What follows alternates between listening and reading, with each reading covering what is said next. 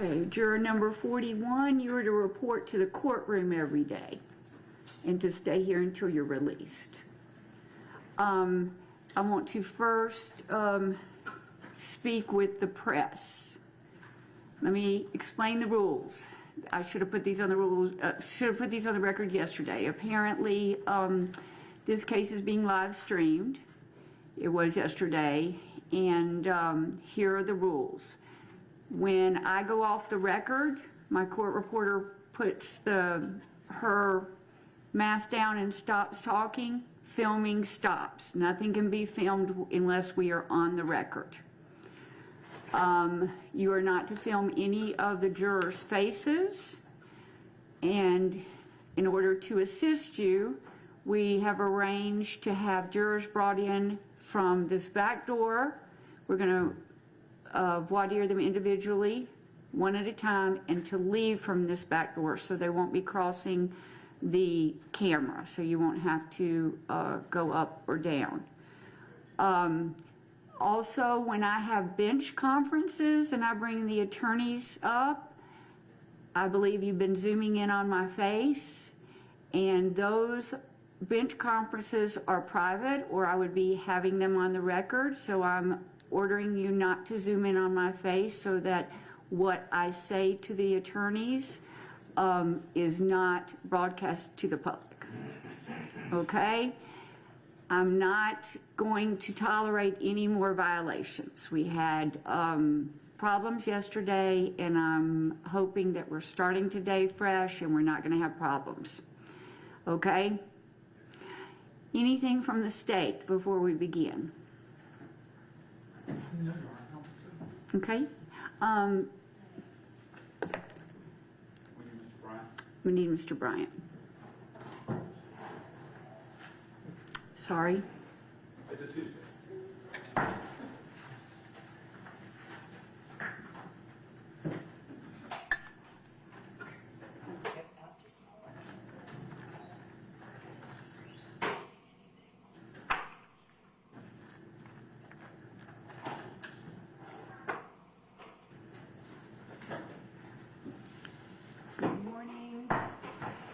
Mr. Bryant, immediately before you came out, I instructed the jury and to the rules of the filming.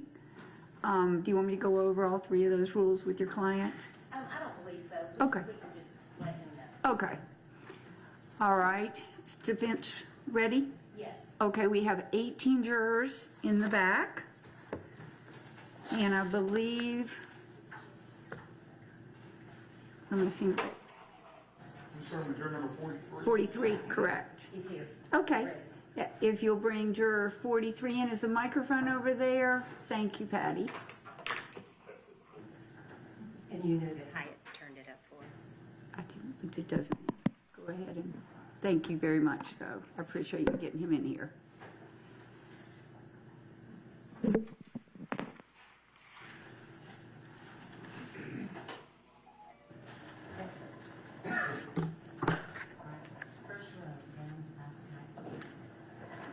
Good morning, juror 43. If you would just sit right there, anywhere, third or fourth chair, and if you'll, there's a microphone.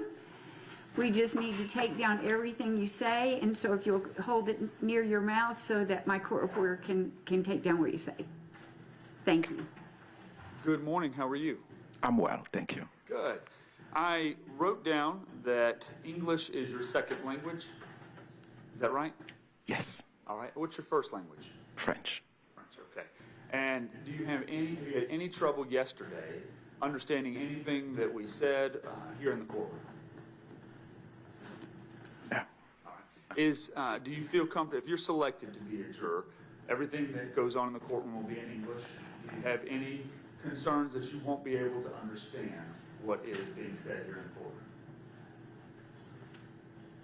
I don't think so. Okay. You are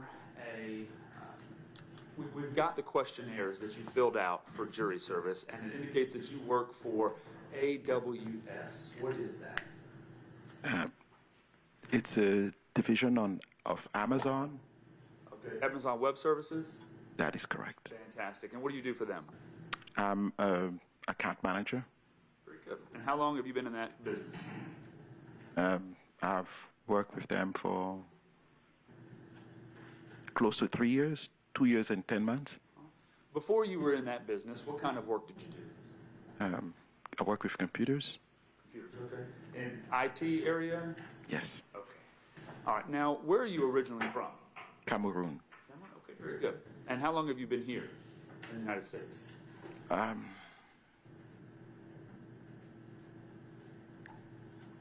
And you can just estimate it. yes, 28 years. Very good. I asked a question, and maybe your line of business will explain this. I asked a question about anybody being familiar with the science or the technology behind cellular tower mapping. Did you raise your card for that? Yes, I believe I did. Okay. Could you tell me what it is you know about that? What I see on TV, sometimes they'll have somebody, they can track somebody with their cell phone and they can see where the location, where they are, and they usually talk about tower triangulation and things like that, but that's my extent. Okay, very good. There's also a question I asked about the science behind identifying remains through dental records, and you raised your card for that. What is your level of knowledge about that? Again, I watch a lot of the TV shows where they say they look at dental records to identify the person, and so that's, again, the extent of it, what I see on TV. Yes, sir. The television shows that you watch on TV about identifying remains, things like, what kind of shows are those? Law and Order, CSI, FBI, those crime dramas, those type of things, yes. Do you watch any kind of true crime documentary things that are published? I've watched them, but I wouldn't say that I watch them always, but I've watched them in the past, yes.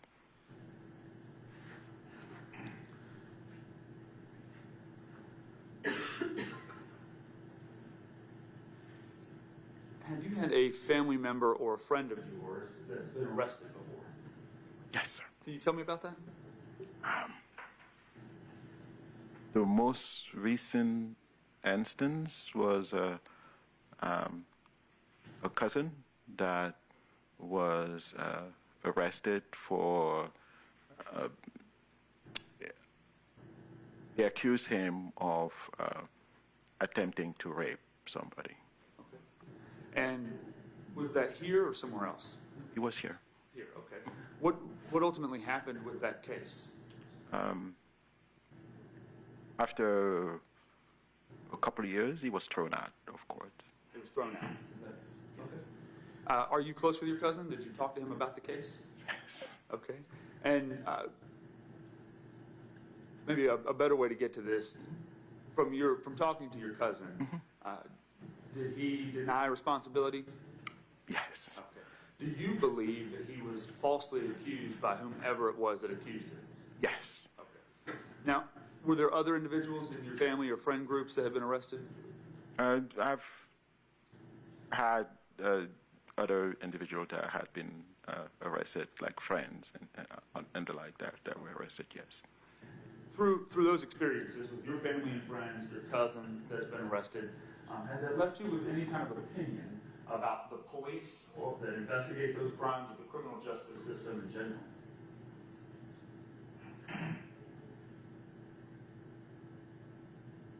Yes, to some extent. That, at least it's my opinion, that one can be arrested, charged, and a lot of things, although one did not necessarily commit the crime that you accuse of. Yes. Certainly.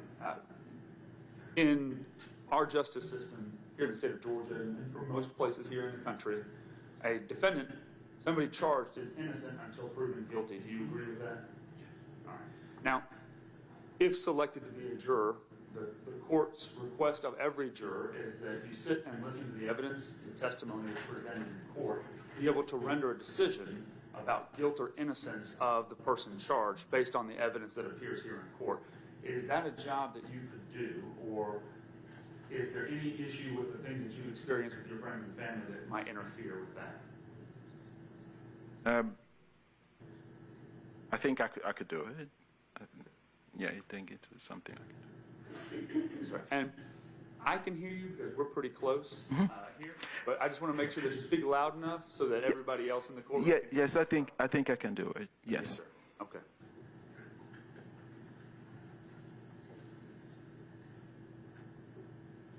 I'm just going to verify here. There was a separate question that I asked about people being falsely accused. Was your cousin the person that you were speaking about when you raised your card? Okay. In that situation with your cousin, who do you hold responsible, or maybe your cousin responsible for essentially arresting your cousin and him being involved in the criminal justice system? Oh, it's for me personally, primarily the person that accused him because he didn't do it, and second, I would have hoped that there would have been a more thorough investigation before he had gone through the process. Yes, sir. Yes. I also asked a very similar question, and this also may be the same situation. You just let me know whether you had anybody that felt your family members or close friends had been treated unfairly by the criminal justice system. Is that your cousin as well, or is there anyone else? Yeah, that was the case with him. Yes, have you testified in court before? Yes. And how did that happen? It was a traffic accident, and my wife was involved in a traffic accident, and somebody rear-ended her, and I wasn't there, so I testified to the effect that the accident, the lingering effect that it had on her. Was it do you know, if you recall, was it a criminal proceeding against somebody who was involved in the accident, or a civil lawsuit? It was a civil lawsuit. Okay. What was the experience like testifying for you?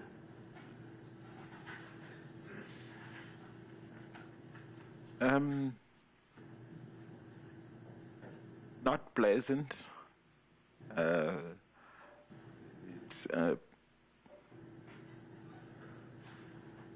It was as if I was fighting with lawyers and things like that, and things. So it wasn't very pleasant for me. Okay.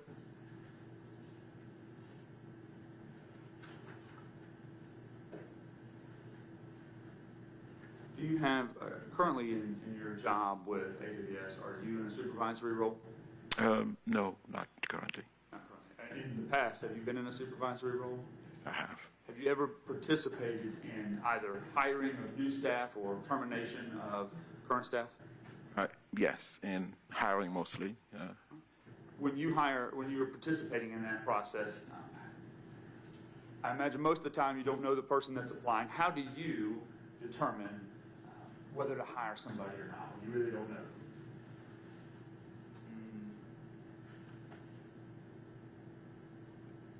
A lot of time it's on the resume and the way they answer the questions during the interview process. Yes, sir.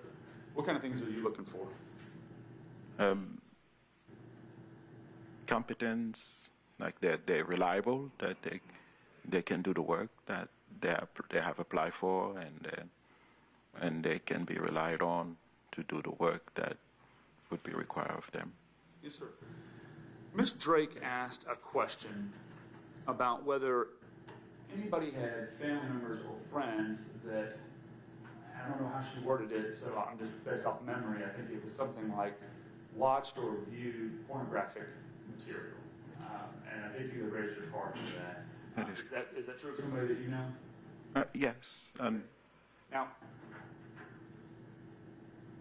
I'm not going to get graphic with it, but is it this person in your life that does that, does it appear to be a problem for them? Does it appear to be some kind of addiction, or just more casual? More casual, that from my experience. Because of that, is there any issues with that person? Not particularly, no.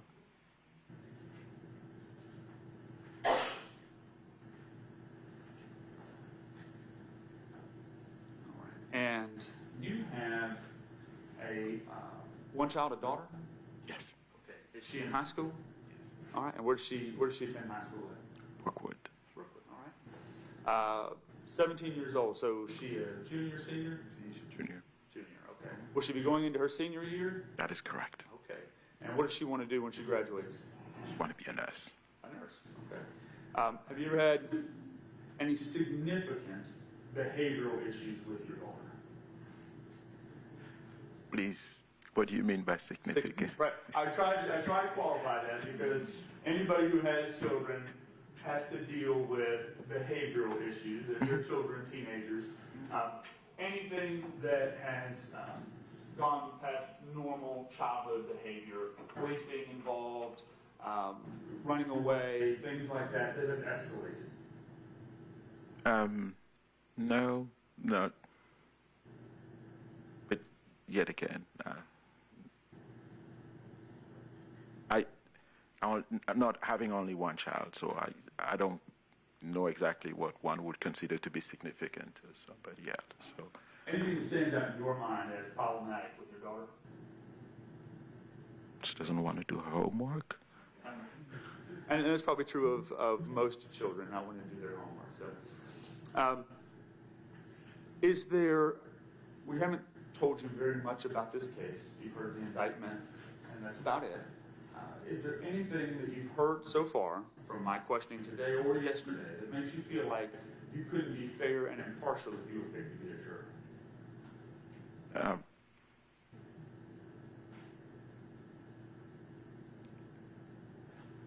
I don't know what to say. Not that I wouldn't be fair, but given that the accused was a police officer, many times it has been my experience that police officer would be more lenient to other police officers. So if one decide to accuse him, then there may be something there. I don't know. But do you understand what I'm trying to say? I believe I do, but if I can, I'm just going to ask you a few additional questions to make sure. It sounds like you're saying that he, as a police officer, a lot of times they get a pass. Yes. On criminal activity. A pass. A pass. And so you think that perhaps because he is charged and was a police officer, that maybe there's more weight to the charges or credibility. Is that what you're saying? Yes. All right. I understand. Thank you for. And that's all right. See, this is the process. We just talked, and there's no wrong answers. Right? See, that's the benefit of the beauty of this. There's no wrong answers. When it comes to that feeling, again, everyone, regardless if you're a police officer, not a police officer, whatever your station in life, you are innocent until the state proves beyond a reasonable doubt of your guilt. Do you understand that? Okay. Do you believe that? That you're innocent until. Yes, sir. Yes. All right. And what I mean by that is that your job, if you're picked to be a juror, is to weigh the evidence that's presented, the testimony, listen to the testimony, look at the evidence, and decide guilt or innocence based on the evidence here in court. That's the job of a juror. And I think you already said you were willing to do that. An additional question is, as you sit here today, have you already decided in your mind the guilt or innocence of the defendant? Are you willing to listen to the evidence and make a decision after listening and seeing the evidence if you're picked to be a juror? All right. Thank you, sir. The defense may have some questions for you. Good morning, how are you, sir? Okay. You were the victim of a burglary. When was that? 2010, 2011. So what county were you living in at that point? The cab. Were you at home at the time? Did they ever find the perpetrator? Were you satisfied with what the police did for you at that time? No. What about it were you not satisfied with? I don't know how it works, but we reported it. They came out, and it didn't work out like they show on TV. They didn't do fingerprints and come in with a bunch of experts and stuff? Yeah. Do you know if any investigation was done? No, I don't. After you initially reported it, did you ever speak to the police again about the burglary? I think my wife spoke to the police one more time, yes.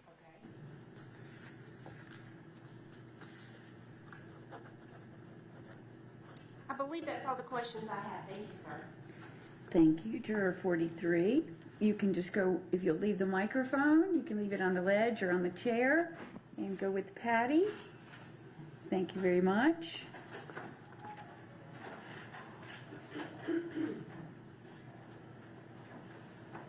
Juror 44.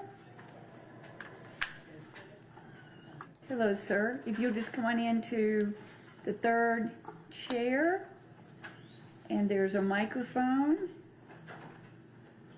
And if you can be seated, thank you so much. The microphone is so we can hear your answers, and my court reporter can take down your answers, okay? All right. Good morning, Juror 44. Morning. Good morning. You said that you may have some difficulty understanding the English language? I didn't say that. No. Okay. English is your second language. Second, yes, that's what I said. What is your first language? But you have no issues understanding English. Excellent. Thank you. I apologize for the Oh, no, confusion. that's okay. And early yesterday, the judge asked about scheduling conflicts for the next 2 weeks. Did you raise your card for that? Tell us, what is your scheduling conflict that you may have? My problem is because of work. Okay. I work for the U.S. government, basically, Okay. on What do you do for the government? nuclear projects. Okay. And what is the conflict? The government won't let you come to the No, government it's security it's duty? just that we have a deadline, Okay. and I'm working on 2 projects at the same time. Okay. And if you pick me, Yes. I'll be working nights, 10 hours, because this job is so intense. It requires a lot of overtime. I understand. So I'll be working nighttime, and being, and I'll be here, half asleep. Did you work last night? No, because I was waiting for this for this moment. I didn't want to be. Go ahead. I'm sorry. No, go ahead.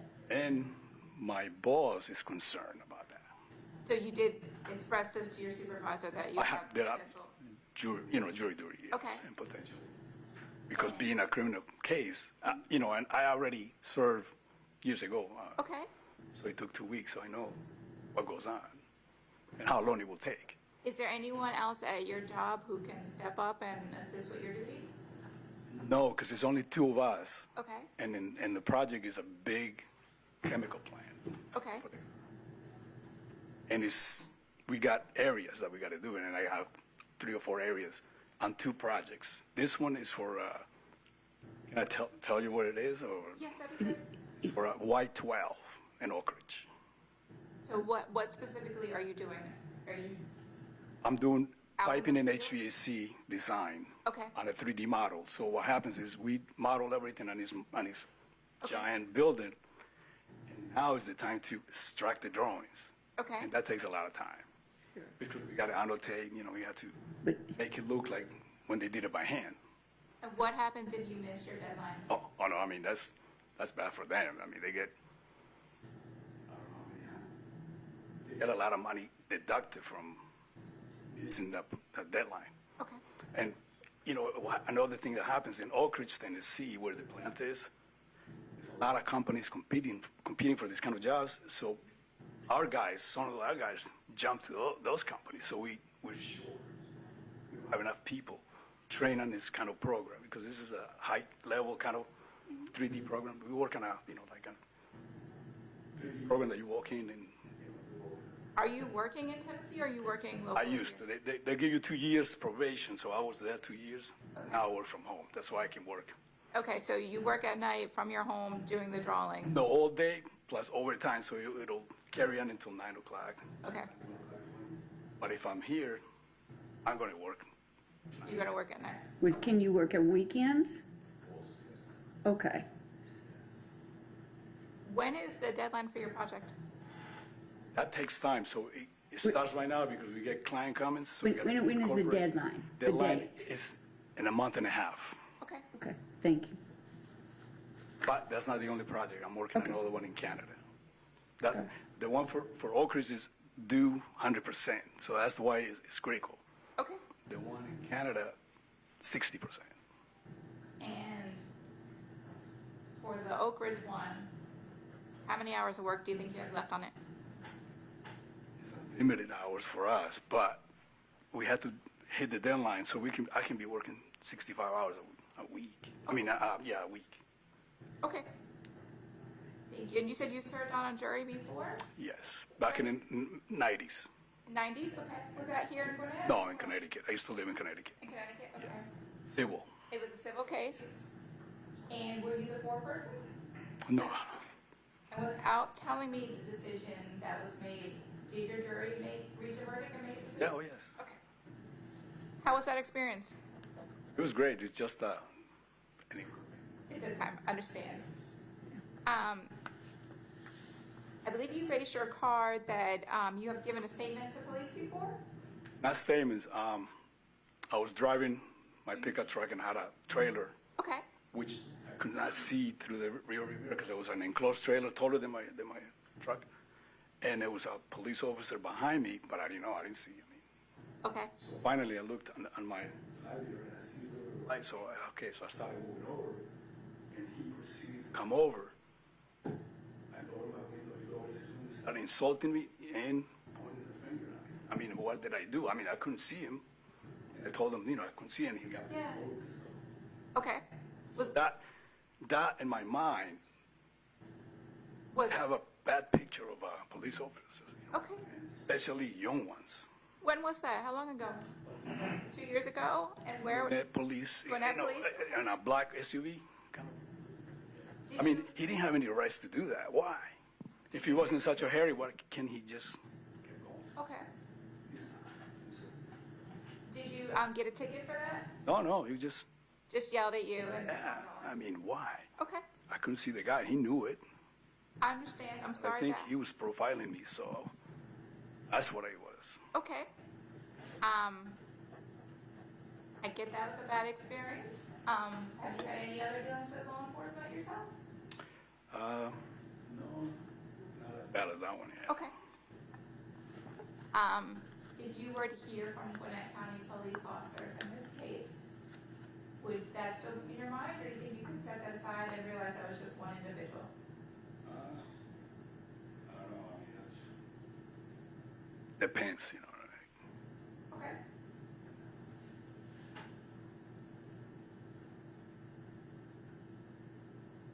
You also stated, I believe, when Ms. Gray asked you if you consider yourself kind of a follower or a leader. I mean, I'm following because my job, they give you a guideline. You got to follow that. You can't. The government gives you something to do. Follow that. Follow the instructions. That's all I mean, that's it.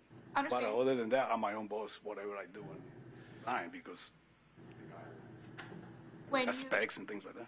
when you were on jury duty before back in Connecticut, were you able to listen to the evidence and then argue your opinion? Okay. So if you were selected for this jury, you feel that you could kind of hold your own and stand up and fight for what you believe? Oh yeah, of course. Okay.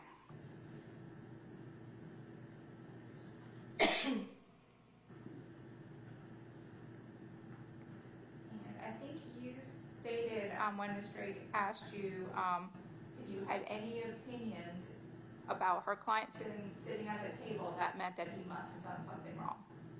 Did you respond to that? I mean, so many, charges.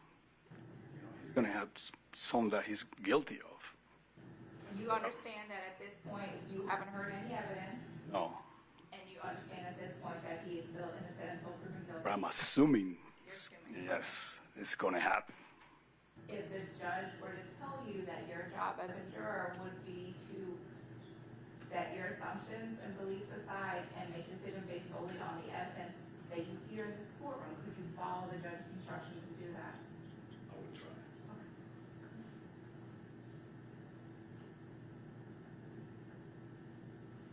right now, do you have any opinions as to his guilt or innocence?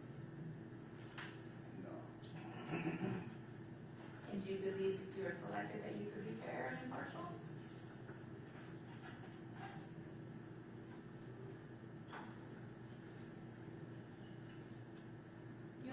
You have 2 daughters and 1 son? Yes, right. Did you raise your children here in Gwinnett? What high school did they go to? Central? Okay. In Gwinnett? Dacula. Oh. Dacula Elementary and Dacula Okay. High School.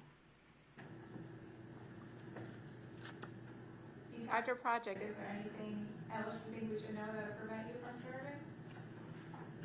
Thank you so much. Oh, thank The defense may have some questions for you. Oh, Hold on okay. just a second, sir. Hi, good morning, sir. How you. are Morning. you? Good, how are you? So right now you're working about 65 hours a week? And is that 6 or 7 days a week? That's, depends, you know what I mean, how I feel. Because, How much you yeah, how much you can get. right, because working on So based upon the amount of time that you're currently having to put in, how many hours would you be having to work each day once you left this trial? I'm pushing for 40 because that's the normal, regular. But what I want to tell that, another thing that I have is I'm hourly, and my hourly is pretty high, Okay. and the overtime gets paid time and a half. So I'm missing on the time and a half part, which Okay. I like a lot. So, but you would probably be working at least 8 hours a day after being here, 10, hopefully, 8 to 10? because I want to put in some overtime as well. Okay. And if you're working even just say 8 hours and you're here for about 8 hours, that's already at 16. How long does it take you to get to the courthouse? 15 minutes. Okay, so that's 16 and a half hours. So are you able to go for 2 weeks on 3.5 hours of sleep? I saw your eyebrows shoot up. Do you think that that would impact your ability to come in here at some point and be able to give the trial your full attention? Yes. I work on 2 monitors, so just 8 hours on a monitor, monitor with all this 3D stuff that's going on. Right. I had to have my mind really clear because these models have a lot of stuff. And I mean, I'm not just the only one. This is a live model that we input stuff in there, electrical, structural, everything's in there. Right. And so having to concentrate so hard at your job and what you're doing, would that make it difficult for you to be able to concentrate fully here during the day? Eventually, yeah. Okay. And you mentioned one deadline. The deadline in Canada, when is that? The deadline is, right now we're starting the changes. So What's the date of the deadline in Canada? next Do month you- also. So within the next month? Yes. But on that one, I'm doing 2 things, piping and HVAC. Okay. I'm working on now project. I'm doing the piping and HVAC on that project. Okay. I wanted to go back to the statement that he must have done something wrong. So as you sit here right now, I believe you said that he's got to be guilty of at least 1 charge. Yes. And that's your opinion as you sit here today. Right.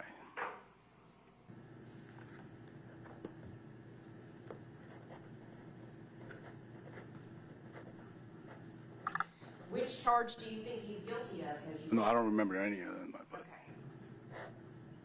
But you feel that just because of the number of charges that the jury's going to have to find him guilty of at least something?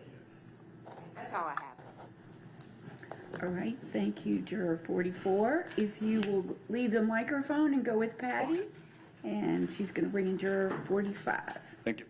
Thank you.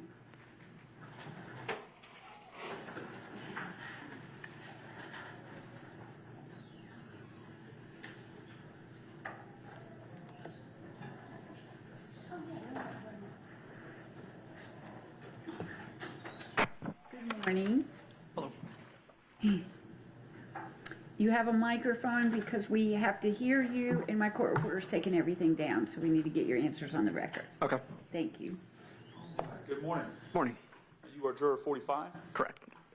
All right. Just want to follow up on a few things. Says you're a project manager. What kind of work do you do? Commercial interior construction. All right, very good. And how long have you done that? 3.5 years. So it looks like from the questionnaire that you filled out, it looks like you grew up here mostly in Gwinnett. Correct, yeah. Where'd you go to high school? Collinsville. Very good.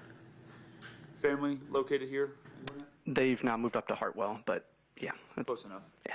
Very good. And just following up on a few questions from yesterday.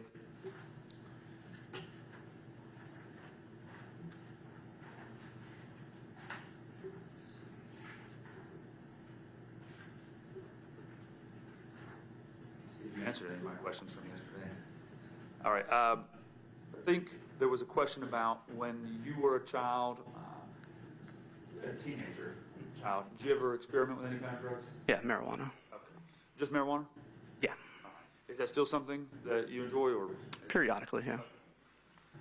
And what are your thoughts about legalization? I don't see a giant difference in it in alcohol, I guess. But there need to be restrictions, obviously, if legalized. I think maybe people don't think it's as serious as it is sometimes. Like, you shouldn't operate a vehicle with it. And I think sometimes people think you maybe could. Sure. Maybe not the case. Right. Well, and that's the same rules for alcohol. Yeah, obviously. Things like that. So you see it very similarly to alcohol, as you said. Just should be legal, but with obvious restrictions. Correct, yeah. Keep everybody safe. Yeah. Okay. There was a question that Ms. Drake asked about folks in your life, family members or friends, who watch or view pornographic material. Yeah. Do you have people in your life that do that? I feel like everybody does. Okay. And my question is, because there may be many people that do, is any of the family members or friends that you have that do that, has it evolved into anything more significant where it becomes a problem or an addictive behavior on their part? Not to my knowledge, no. Just general viewing, I guess. Do you recall answering any other questions that we asked? Calling the police, I think. Okay. Have you called the police? A handful of times for people falling asleep at stop signs and traffic stops. Things like that. Anything other than traffic there? No.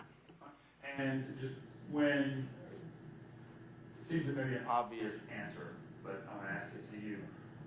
Why do you call the police in those situations? Seems dangerous for somebody to be asleep at the wheel at a stop sign or stoplight. So, How many times do you think that you've called the police to report something like that? 3 total times. And have you ever had to, other than calling and telling the dispatcher, hey, this is the car, so have you ever had any follow-up with police or given any statements about anything? No. There is, have you heard anything about this case on the news, anywhere else? No, I've not. You haven't heard, intentionally, haven't heard very much about this case, just in the indictment yesterday. Is there anything that you heard that makes you feel like you couldn't be fair and impartial if you were picked to be a juror? No.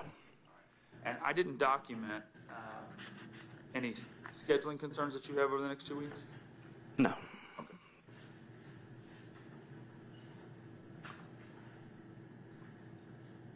All right. Those are all the questions I have for you, sir. The defense may have some questions for you. I have a question for you, sir. Okay, thank you. Our juror 45, if you'll go with Patty. She's going to bring the next juror in. Thank you.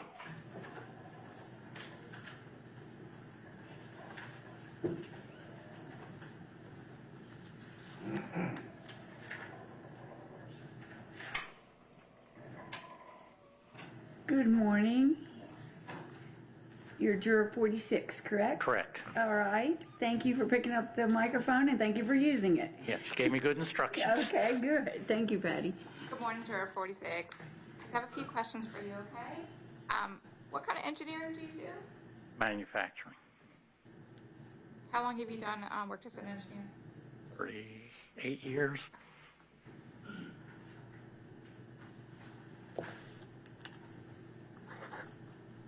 And you have been a victim of a crime before, a break-in at your house? Yes. Tell us about that. Where? Just left the garage open and they walked right in. Okay. Take anything? Yeah. Okay. Was that in Gwinnett? Yes. Did you call the police? No. Okay. My wife did. Okay. Yeah, I didn't personally. I wasn't even there. So. Okay, but your His wife family, yeah, she called. Was your wife and you satisfied with the response you got from the officers? Personally, I wasn't involved, so Okay. I can't answer that. I understand.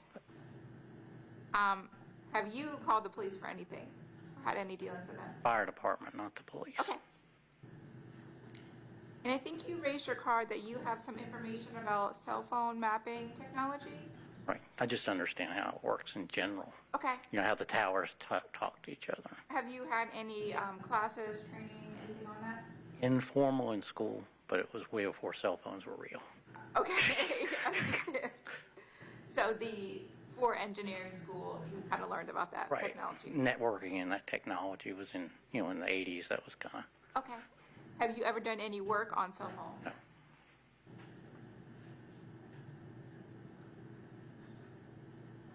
And I believe you also said that you have heard some information about this case?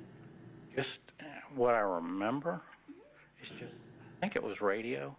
Okay, so just Yeah. like radio news Yeah, just coverage? announcements type of things. Okay. And the area up on Drowning Creek and 316? how are I've you driven finding- that. Just driven over there? Okay. If the judge were to give you instructions, if you were selected as a juror, to kind of set aside anything that you may have heard on the radio or read and watched on TV, could you follow those instructions? Yes. Okay. And you also watch some crime shows? Yes. What type of shows do you watch? Like the 48 hours and those Okay. type, yeah. And the same question, if the judge were to ask you to kind of set aside what you learn in those shows and make a decision based solely on what you hear and see in this courtroom? That would be tougher. That'd be tougher? Okay. Why's that? Tell me. Just because of the influence, of Okay. the way the presentations. The ones that are more real versus the non-real. Okay, I understand that. But as an engineer, I know that you're an analytical thinker and kind of process evidence for part of your job. Do you think you could do that? And I know it's difficult, but listen to the evidence that's here and try and set aside any outside knowledge you have. Yes. Okay. Do you have some friends or family that work in law enforcement? More friends, work friends, have retired police officers Okay. that now work in security. Okay. Any that worked for Gwinnett County No, Police? no. Okay. Your friends that work in security, do you talk to them about some of their cases or their Oh, work yeah, that we've they talked before. have? Before, okay, Yeah. so older stuff. Yeah, older stuff. Okay. They're all retired. Okay. But none of them worked in Gwinnett? No. Okay. Actually, they didn't work in the U.S. Okay.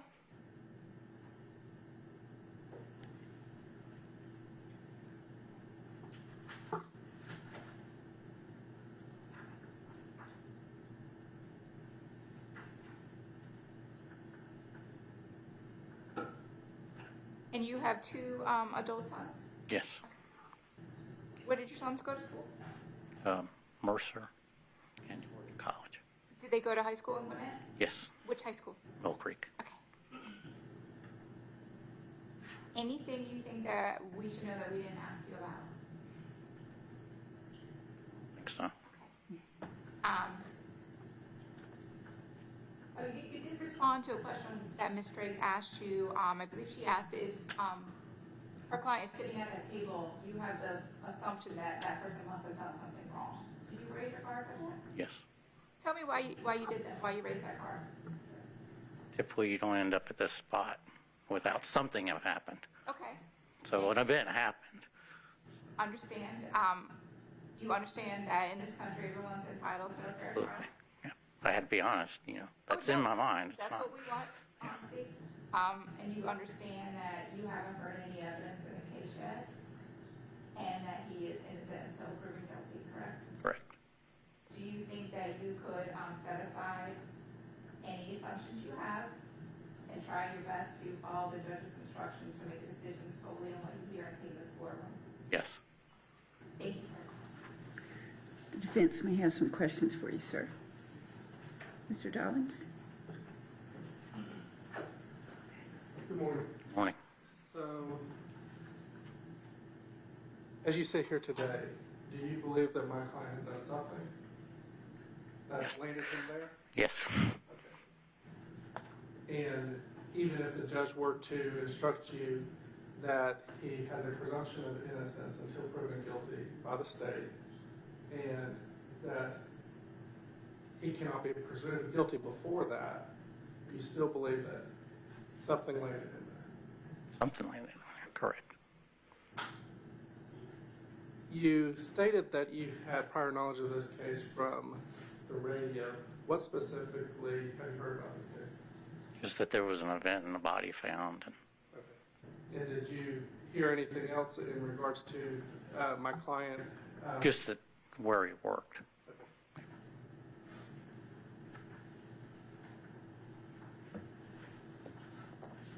And then you had indicated that you watch true crime shows and that it would be tough to set what you've seen in those shows aside. During this case, do you still believe that? It still will influence the thinking. Okay. So even if the judge were to instruct you that when deliberating on this case, you can only deliberate about the evidence that you've seen in this courtroom and the law that she's given you, you would still, it'd be tough to set aside what you've seen in those shows, kind of how they operate. That's correct. Okay. I have no further questions. Thank you, Juror 46. If you'll just leave the microphone, and Patty's going to take you back to the jury assembly room.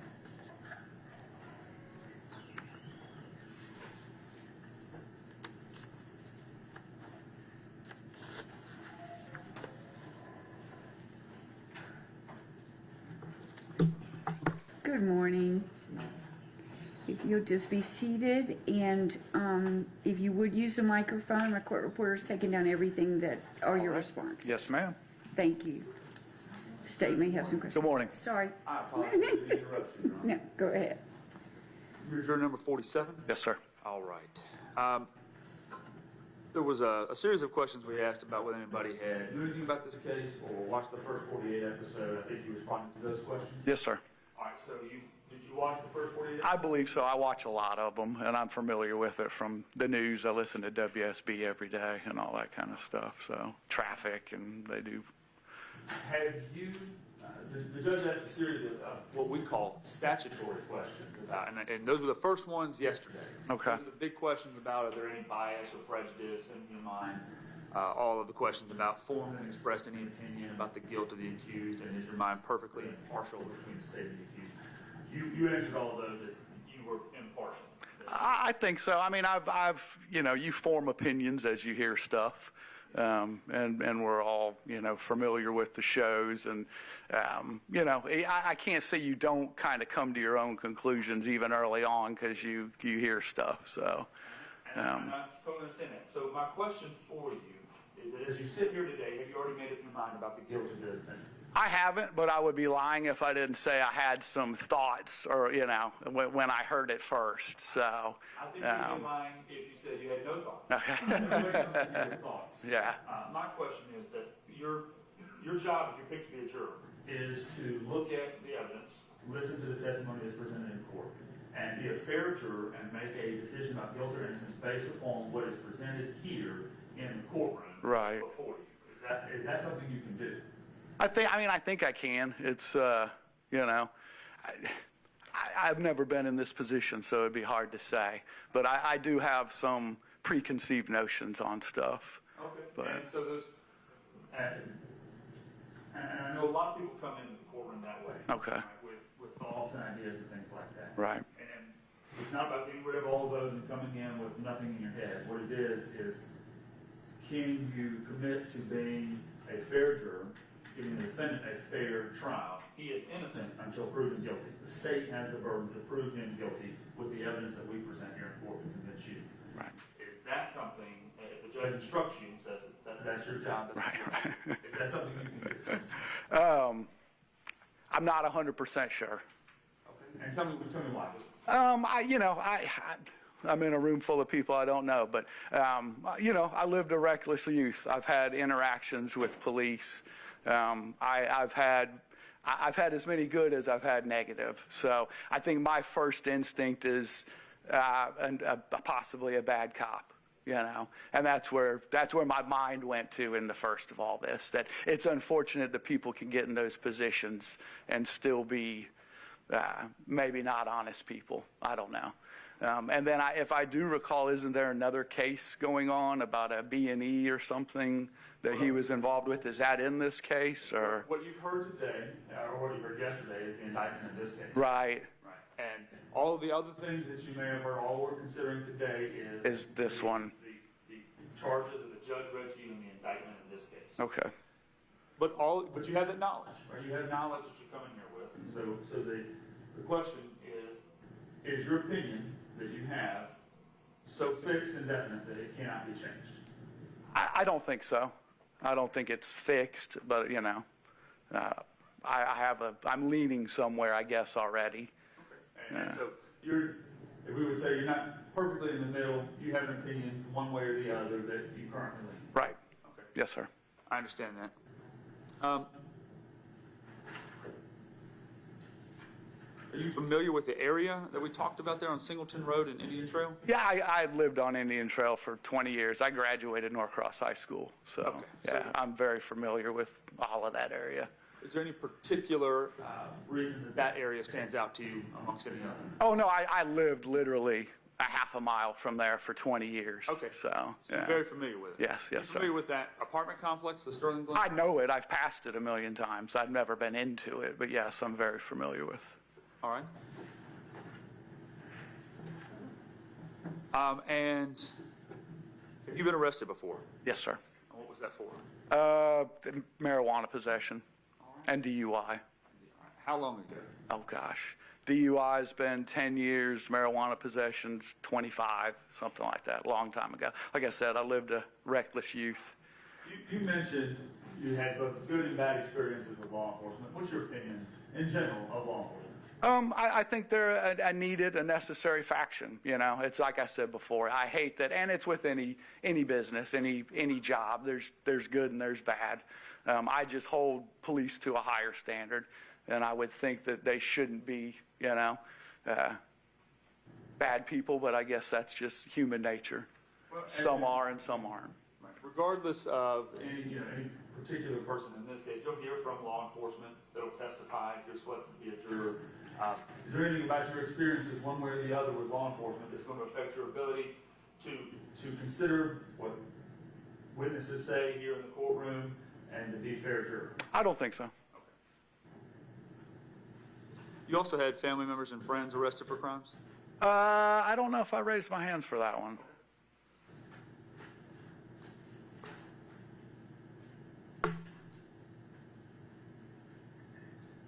What do you believe about legalization of marijuana?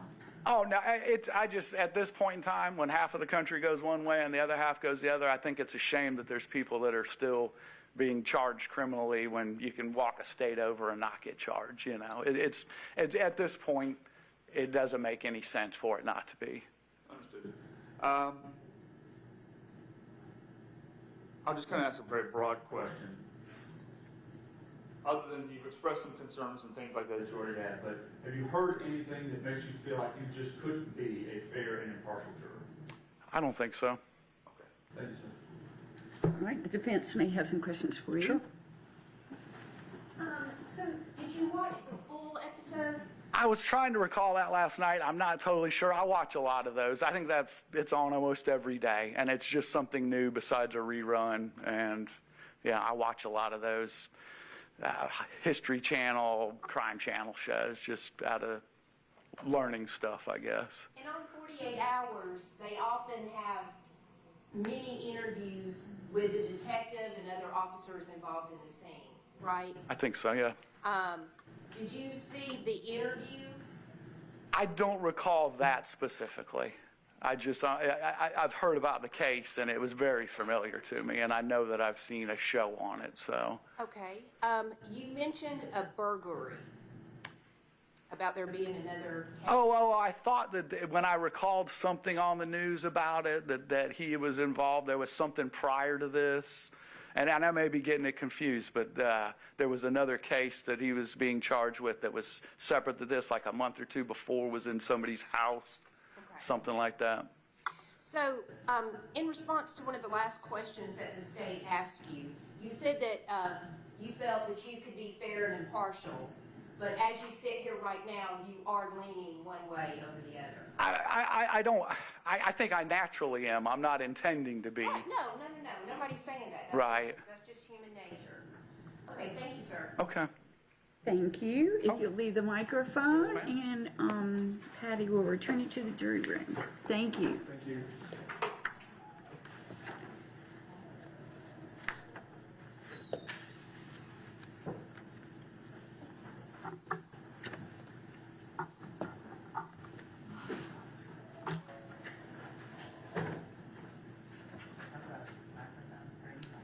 Good morning, Juror 48. Good morning. How are you? Good morning. Thank you. The state may have some questions for you. Hi, Juror 48. Hi. You're retired? Yes. What did you do for a living? IT. IT? Did you do any work on cell phones? No. I think you raised your card that you have been arrested before. Yes. What was that for? Domestic Okay. disturbance. How long ago was that?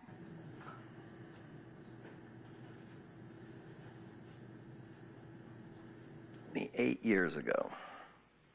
In Gwinnett or somewhere else? No, Missouri. What ended up happening with those charges? I guess they're still there. I had to serve anger management Okay. thing, and we ended up in a divorce. Okay. Sorry to hear that. Do you feel that you were treated fairly by the law enforcement out in Missouri? Oh, sure. And I think you also said you had a family or friend arrested? Son. Your son. Okay. What was your son charged with? Domestic. Also in Missouri or here? No, I was here. In Gwinnett? No, Winder. Okay. Is that Barrow? I think so. What county? I believe so, but did you go to court with your son? Yes. And same question, you think your son was treated fairly by law enforcement in that situation? Sure. And he has resolved his charges? Yes. And I think you, Mr. Duffon, asked a question, does anyone have anything else they want to tell us that we didn't ask you? And you said you had something to say. On the, I think you asked if your immediate family was law enforcement or anything like that, but I don't think you asked if they were previously employed. Okay. My wife was a dispatcher for Lithonia Okay. City in a previous job. Okay.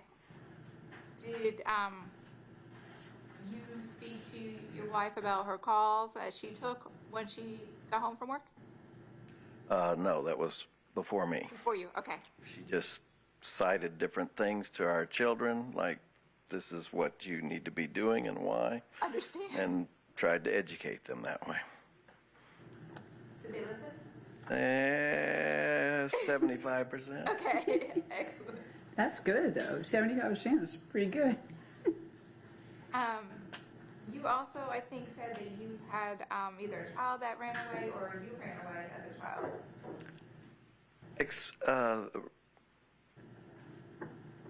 When you say ran away, what would be your definition? I think everybody ran away. It's whether you went away overnight. And that's what we're trying to learn, whatever your interpretation was. Did you have someone who, I guess, did police ever have to be contacted to find? Oh, no. Oh, no. I ran away because Dad was going to whip me. And I was 8 or something. I broke something and I ran out the front door, but I did not miss supper. You came back, okay. Excellent.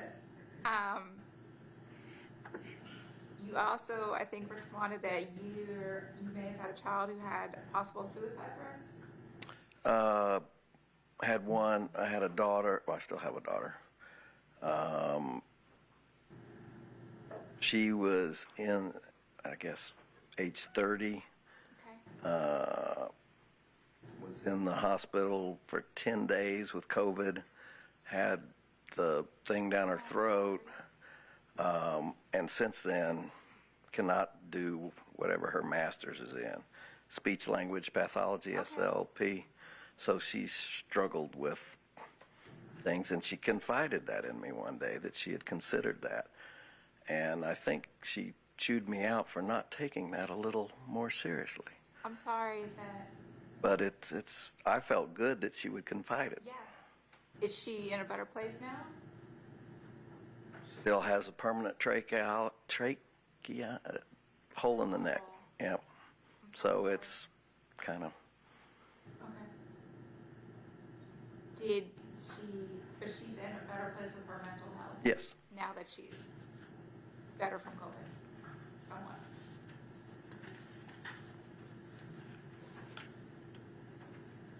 And you said that she kind of chewed you out because you didn't get further help? No, she was like, wasn't sure. I was responding with, "I'm so glad you shared this with me." Yeah. Not, "I'm so glad you were trying to commit suicide." Okay. So it's, and she lives in Kansas City, so we don't have weekly interactions, kind of like on that level. So it's I understand. funny to be chewed out by your daughter. I think on your questionnaire you said that you're a party to a lawsuit involving negligent care and nursing? Oh yeah, my mother died in, I guess, a nursing home, also in Kansas City. Okay. And when she went to an ER, the doctor there said, "Do not take her back where she was," because they were missing something on her. So. Okay. I'm sorry about your mom. Is that litigation still pending? No, that's resolved, I guess. Were you satisfied with the results in the court system from that? Yeah. Okay. Have you heard anything about this case? No. And do you think that you can be fair and impartial if you're selected? Yes. Have you served on a jury before? I think I sat in a pool, Okay, so you went through this process, but not quite this far. Okay. So I don't feel like I was selected, meaning I never sat in here that I know of. anything that you think we should know that we didn't ask you? I'm right-handed. Appreciate that. Thank you, sir. Why are you holding the microphone with your left hand? So I can do whatever. Oh, okay. The defense may have some questions Oh, for you. okay. I don't have any other questions. Okay. Thank you, sir. All right. Thank you, Juror 48. So you can go with Patty. If you'll leave the microphone. Thank you.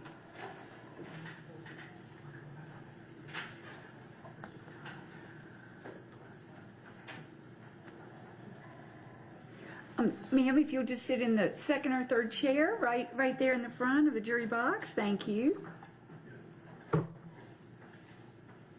And the state may have some questions for you. If you'll hold the microphone up to your mouth so that my court reporter and everyone can hear, because we're taking everything down you say.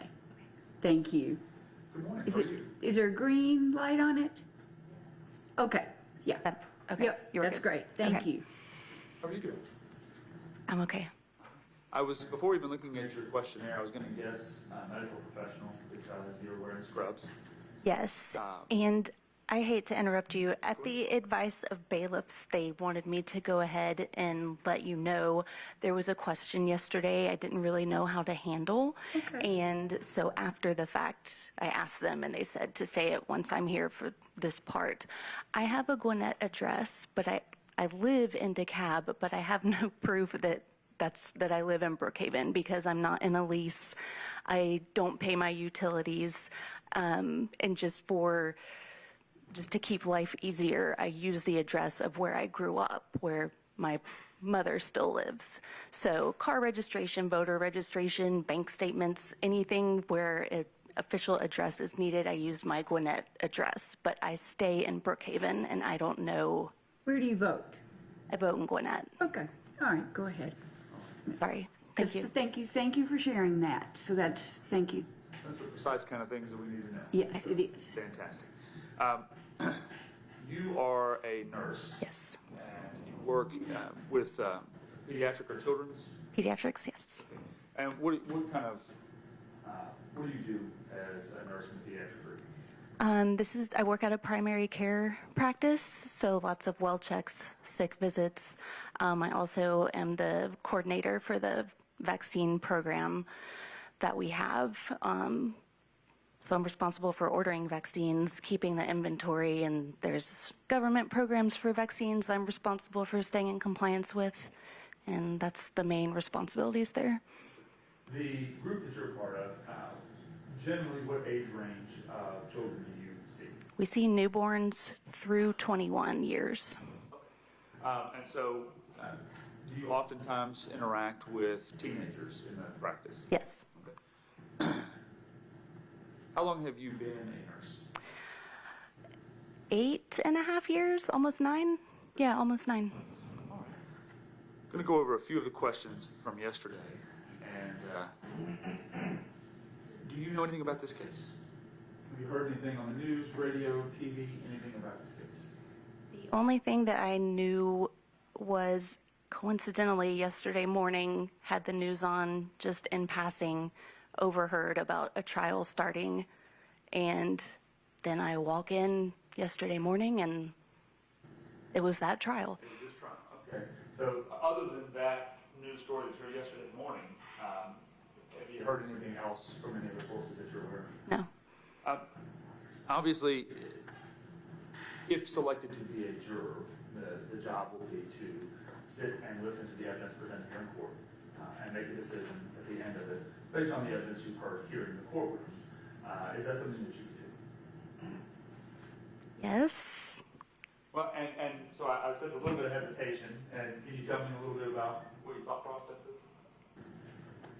I feel like these situations are hard when someone's been arrested and why were they arrested, you know? So it's hard to not have a feeling where this is going. Sure, and I understand that. Part of our constitutional framework about trials is that a defendant, any person charged, so that in this case or any case, any criminal charge anywhere, the defendant is presumed innocent.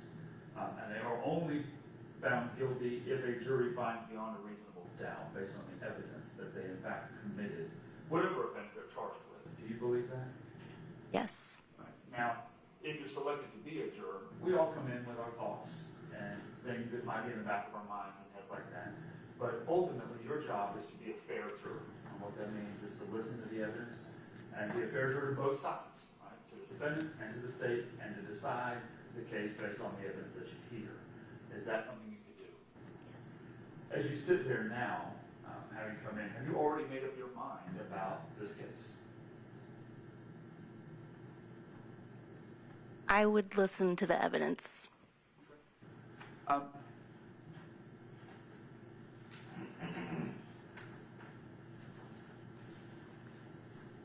There was a series of, a long list of people that I read out earlier yesterday.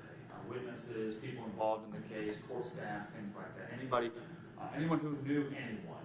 And I think you had raised your card about potentially knowing someone. Can you tell me who that was? I think that was an earlier question where, and it was, I raised my card because I wasn't sure, and you guys said, you know, if it might apply to you, raise. The only thing was I was here about 1.5 years ago for the jury selection process, and Judge Atkins was the judge, and I didn't know if it mattered that I've been in a courtroom with her before, and that was all. Were you selected to be on a jury? No. Now, do you recall that any of the facts of that? That's not the question I want to ask. Do you recall it was a criminal or civil case that you were here for jury selection for? It was a criminal case, child molestation. Did you make it to this stage in jury selection being questioned like this? Yep. Okay, understood. But you were not selected, you did not serve on that jury? Correct. anyone else that you recognize or think you might know other than the judge? No.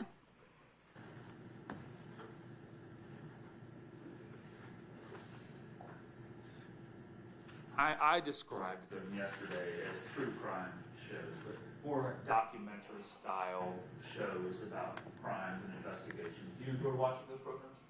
Yes, but I wouldn't say as much as I feel like there's a group of people who are really into that, and it's not my go-to for television viewing, but I will occasionally watch a, 2020 or whatever type of evening special.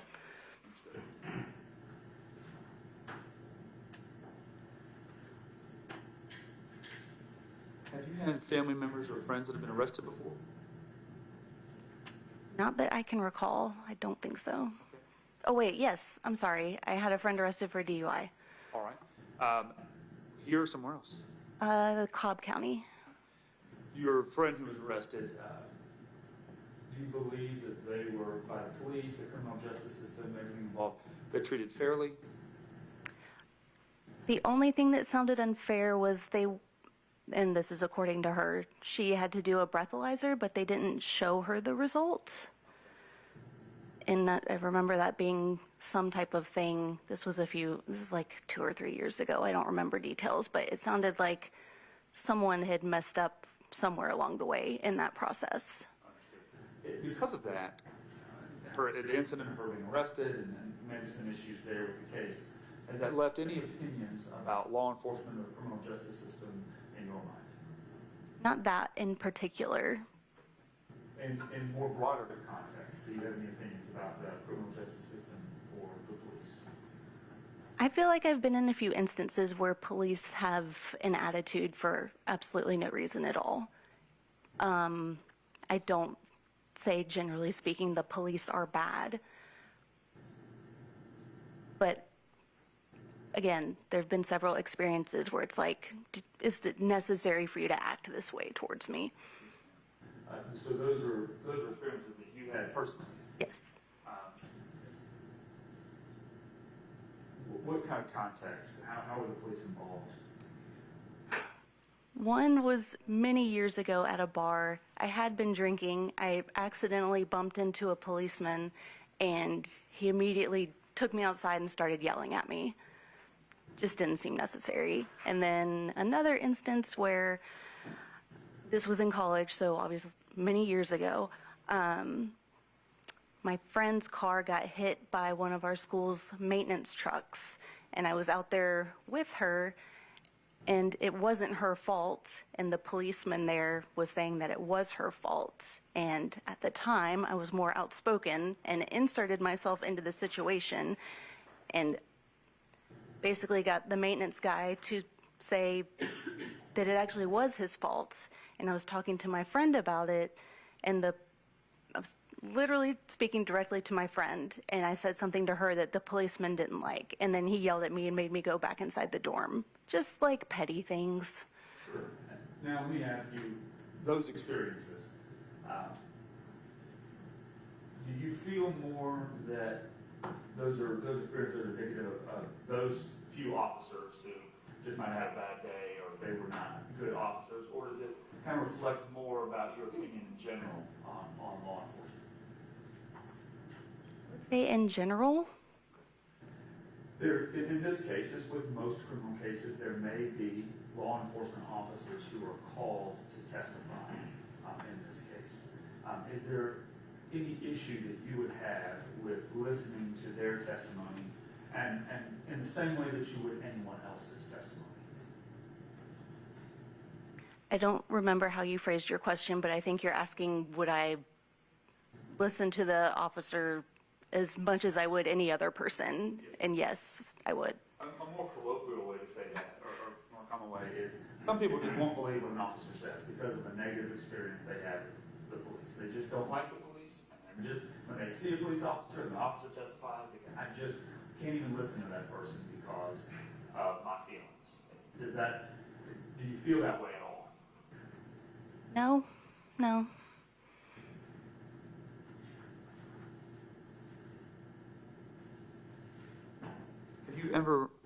may have already described this about some of the other incidents, been a witness to a crime.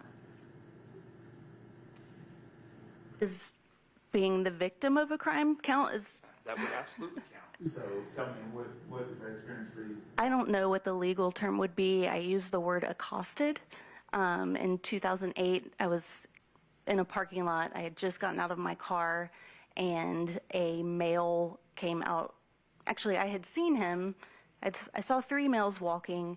I was by myself. It was 10 o'clock at night. Just to play it safe, I was like, I'm going to wait till they're gone before I get out of my car. And they were out of my sight.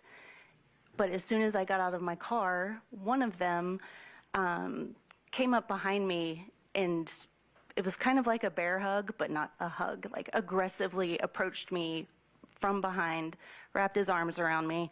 I was able to turn around, and then he kind of had me by the shoulders. I start screaming, and he was saying, shut up, shut up. With one hand, I had him in the neck, and the other, I was trying to hold on to my bag and hit him in the head. And yeah, I was just screaming as loud as possible, trying to hit him, trying to hurt him. And then he let go and ran away. That sounds like a pretty significantly traumatizing event. Were the police involved? I did call the police. When they showed up many years ago, I just thought they're not going to do anything to try and find this person. I didn't think it was that. Living in Atlanta, I was like, there's a lot more going on, and I don't think anyone's going to care about this. So I didn't even do a police report, and it didn't occur to me that doing a police report would have documented that situation and say if something similar had happened in the area, you know, they could put that together. Again, just young and didn't think anyone cared. The person responsible, they were not known to you? No. And that situation that happened to you, in any way as you think about that, reminisce about it, is there anything about that that is going, you believe is going to cause you any trouble with being fair and impartial in this case?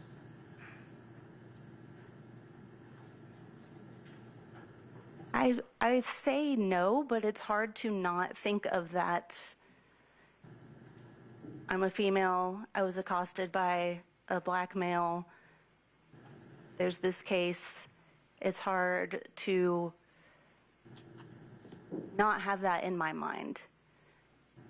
And I guess I can't definitively say, is that going to influence me or not? I guess I won't know till I'm in that situation. And I understand.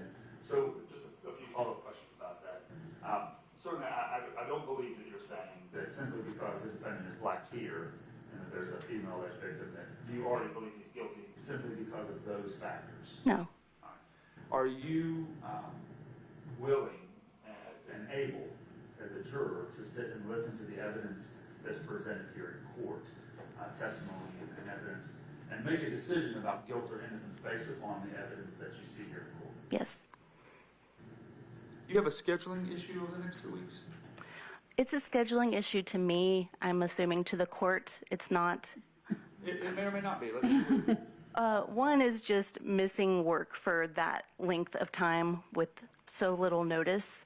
And the other is I've been begging my partner for months to schedule a colonoscopy, and I'm supposed to take him next Friday. Okay, so the 14th? Yes. He has an appointment, and you are the designated driver? Yes. Okay. Is there anyone else who could drive him? I think he was hoping his nurse partner would be there for him.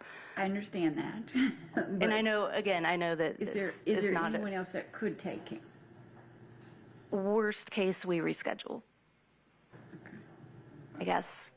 Right. So, and so if it's not you driving, I know when those procedures happen, he's not supposed to be driving. So it would require somebody to pick him up from there. If it's not you, as the judge was asking, is anybody else going to be able to fill that role in your stead? I can't speak for him. I think he was more comfortable having a nurse around. If it had to be rescheduled, is that possible? Yeah, sure. Tell me your thoughts about legalization of marijuana. When I was younger, I was very against it. It just made me think of people I went to high school with that were potheads and, you know, didn't really contribute anything to anything at any time. I guess as I've gotten older, I feel like, is it that big of a deal? You know, if people can drink alcohol, why can't they smoke marijuana or whatever form of THC? Yeah, I guess I just don't think it's that big of a deal. That's fine. So you would support the legalization of it at this point? Yeah. Okay. Nobody's holding you to it. Is there, for any reason, anything we've talked about that makes you feel that you couldn't be fair and impartial if you were picked to be a juror? No. Okay. Thank you so much. The defense may have some questions for you. Good morning. I want to talk to you about your Brookhaven address. That's in DeKalb County, correct? Yes. How long have you lived there?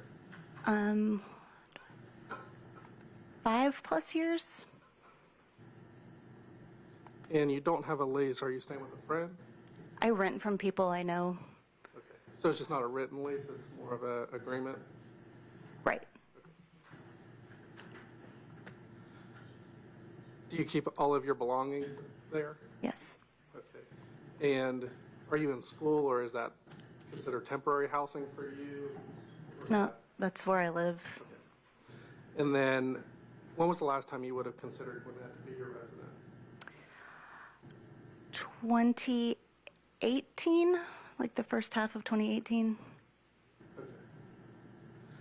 I then wanted to ask you, if you were to learn that my client, you had indicated that you had some bad experiences with law enforcement, and I know the state had asked you if you would be able to listen to law enforcement testify and remain impartial and weigh their evidence like you weigh any other witness. But if you were to learn that my client was former law enforcement, would that cause you to have any type of feeling towards him?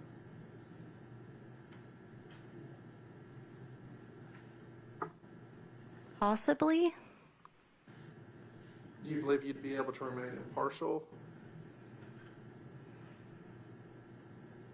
Or would you feel like you would convict solely because he was former, or acquit because he's former law enforcement? No, I wouldn't, for that single reason, make any decision. You had indicated that you believed that you acquiesced to stronger personalities. I don't know if I heard the state ask you about that, but in case I missed it, I wanted to ask you if there was 11 other jurors in that room, and they all believed one way, and you had a very strong reason for believing your way, would you acquiesce to the other 11 solely because you are the one juror who believes differently? In other words, would you succumb to peer pressure? Right. It's hard to answer when you're not actually in that situation. I could easily say, no, I wouldn't acquiesce, but this is a terrible situation to be in. I understand. If the judge were to instruct you that you can't acquiesce, that you're to hold your opinion until convinced, based on the evidence in the law, would you be able to do that? Yes.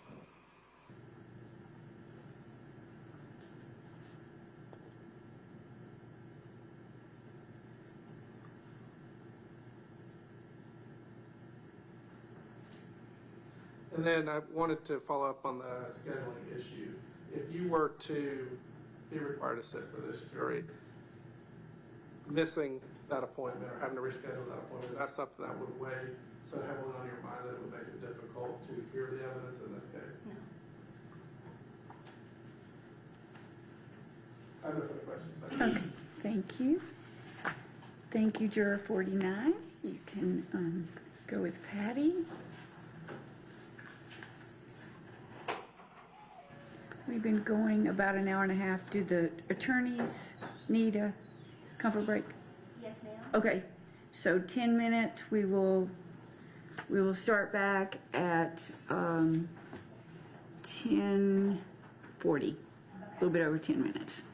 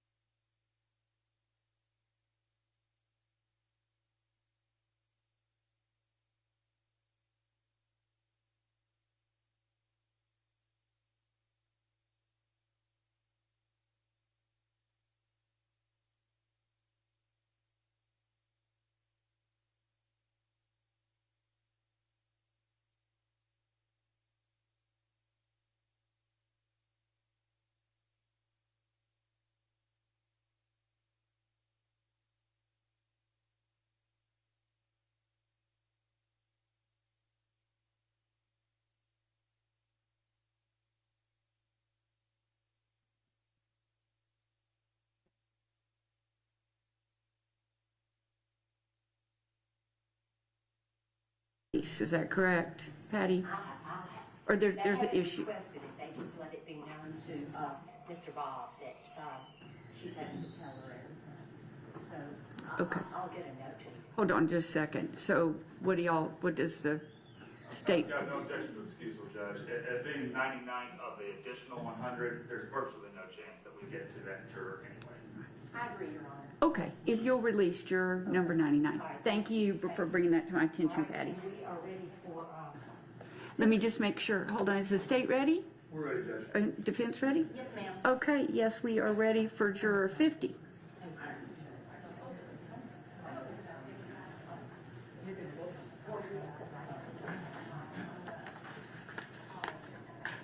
Good morning.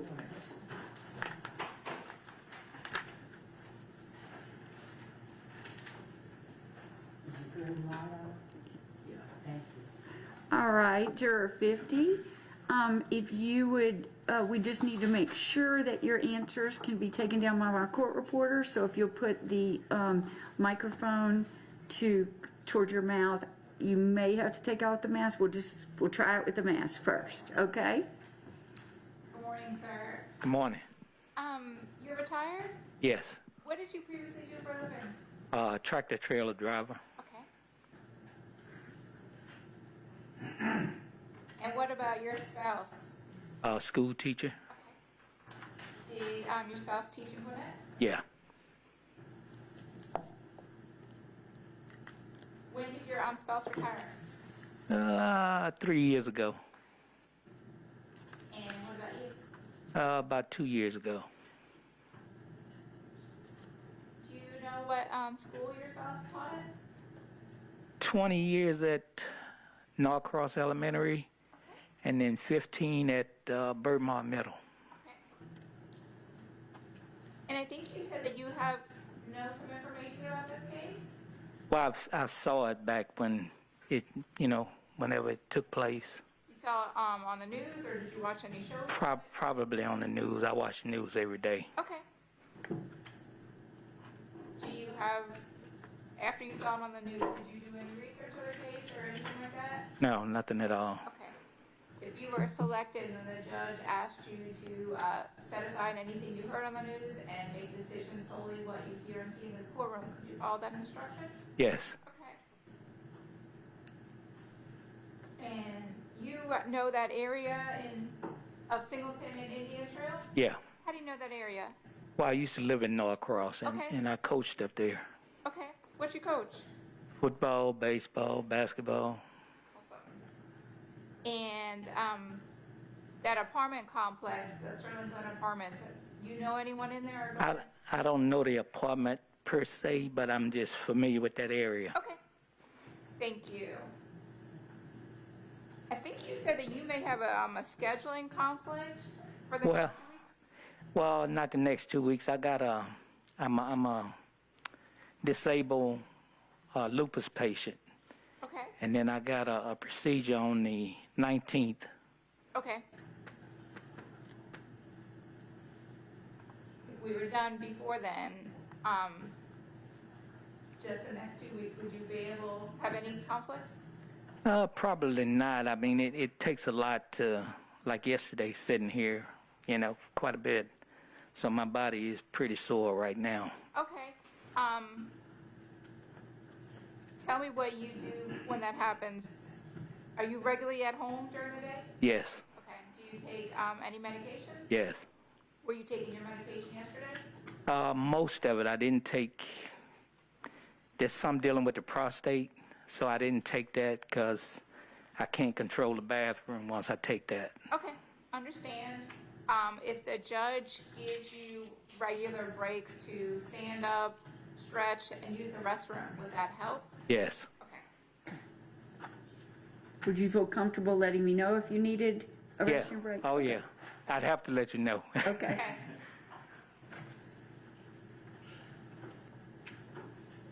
And so I think you said that you have had a bad experience with law enforcement. Yeah, it's been a while back, but yeah, I had in Norcross, I was stopped one night. Okay. And what happened? Oh, it's like 4 cars came, and the language was kind of abrasive, and you know, and it was about nothing. They knew exactly where I had come from, and so. Did you get a traffic ticket from that? No. It was, have a nice night. Okay. And these were Norcross officers? Or? No, actually Gwinnett County. Okay. And you said that was a couple years ago? Yeah. Well, probably 15 years ago. Okay.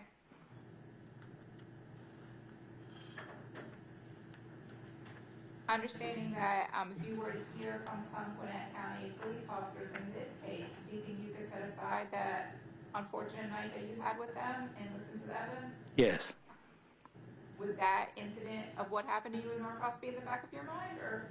Not really. I mean, I know things take place, and you know, it's just one of those unfortunate things that took place, and you know, you move on.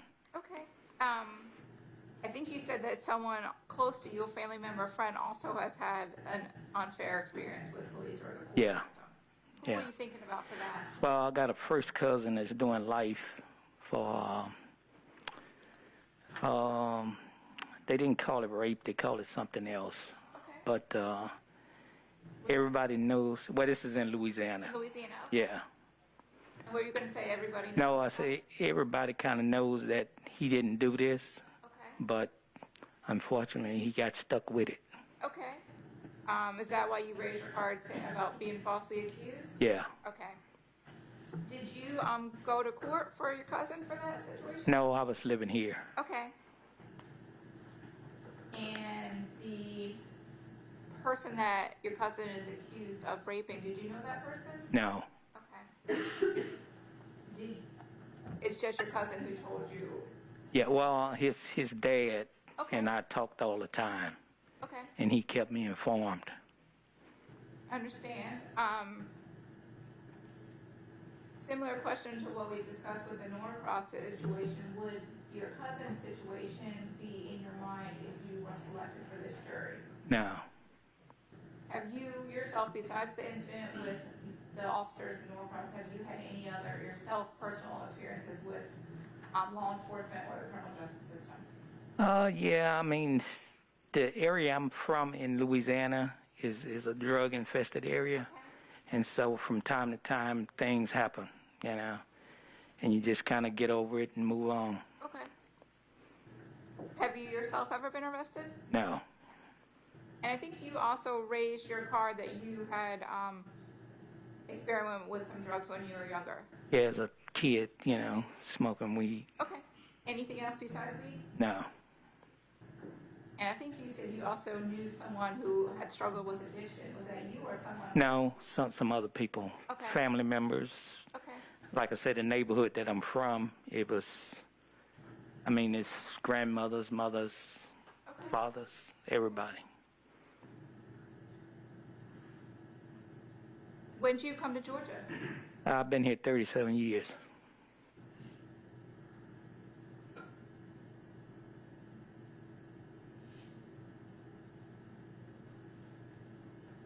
And you are related to some law enforcement? Yeah. I had person to you? Well, I had an uncle that was, and a couple of cousins. Okay. Yeah. Did they work in Georgia or Louisiana? No, everybody's in Louisiana. Okay. Did you ever talk to your uncle or your cousins about their work? From time to time.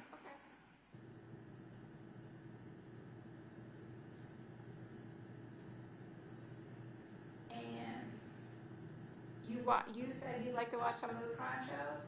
Oh yeah, I'm big on crime shows. Okay, you watch the what type of shows you watch? First 48. Okay. So, you know, things like that. The first 48 episode about this case, did you watch that? I didn't see that one. Okay.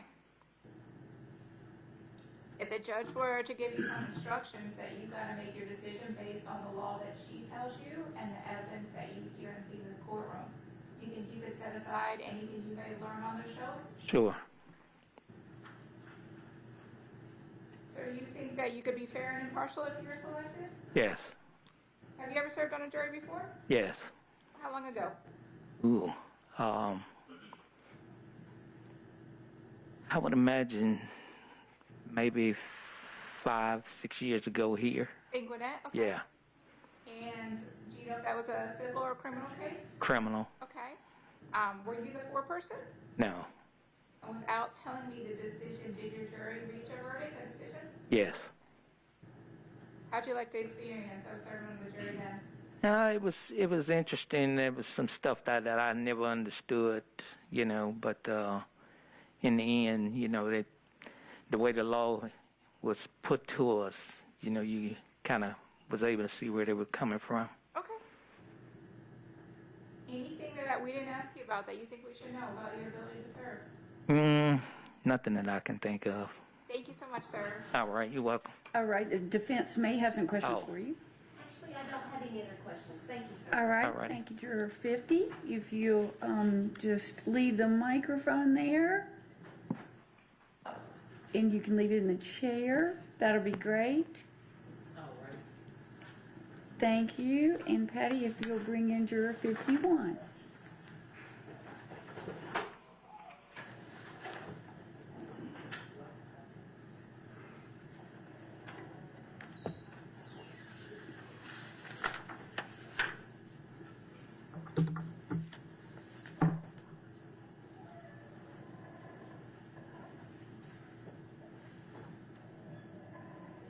Good morning.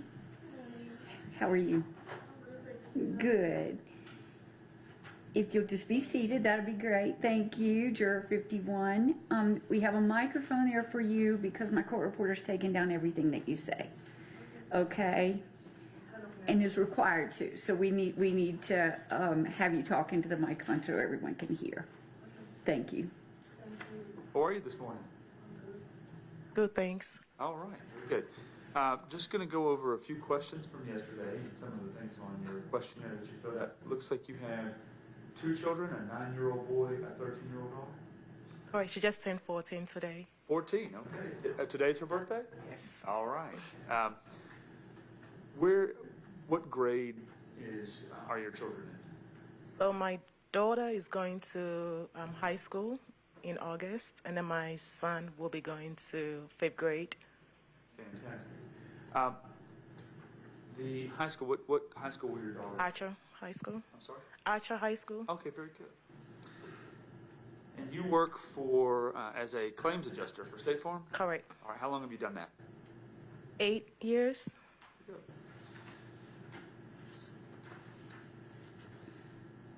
There was a question that I asked about whether anybody felt like for any reason they could not pass judgment on another person, right, or sit in judgment over somebody. The judge kind of explained that a little bit in her preliminary instructions yesterday and what that means. Did you raise your card for that? Yes. You did, okay. Tell me what was going through your mind when you raised your card. I just felt just because of my religious reasons. And for religious reasons, you don't want to sit in judgment over somebody. Is that what? Correct. Okay. Now, the judge explained that you're not being asked to pass moral judgment on anyone. It's not whether this person is good or bad, or whether the charges that are in the indictment are good charges or bad charges.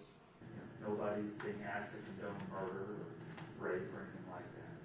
The job of a juror is simply not to judge a person, but to look at the evidence that's presented and to determine whether or not the state has met its burden of proof, which is beyond a reasonable doubt, whether we have proved the charges in the indictment. And not really in a religious sense or a moral sense. I know those lines blur, and sometimes they're hard. But given that that's the job of a juror and not moral judgment, is that something that you could do sitting as a juror? I'm not comfortable. Not comfortable. Let me, and I can respect that.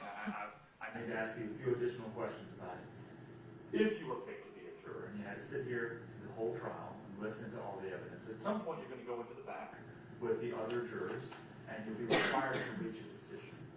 Everybody has to vote and vote whether guilty or not guilty on the charges. Will you be able to vote, or are you going to be unable to vote and you will not actually vote in the back?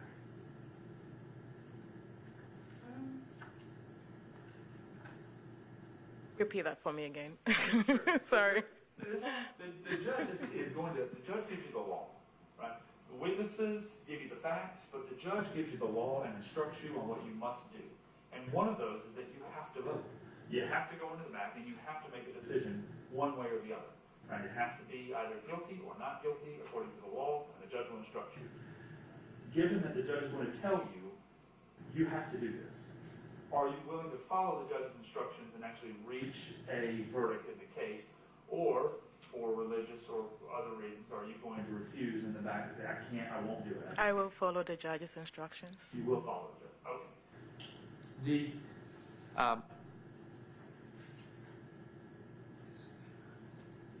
Get my bearing.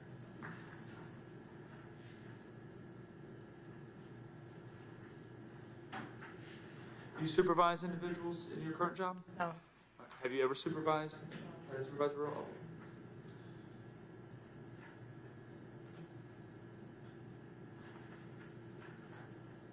With your children, anybody who has children knows that children can be difficult sometimes. But have you ever had any really significant behavioral issues with any of your children? No. Okay. Are there any other questions that I asked you yesterday that you recall raising your card for? I don't. Okay. And that sounds about right, because I was taking notes. I just want to make sure I didn't miss anything. Is there anything that you would like us to know about you in terms of whether you should be a juror or not? I'm sorry? Is there anything else that we should know? We haven't asked you that we need to know about you in terms of serving as a juror.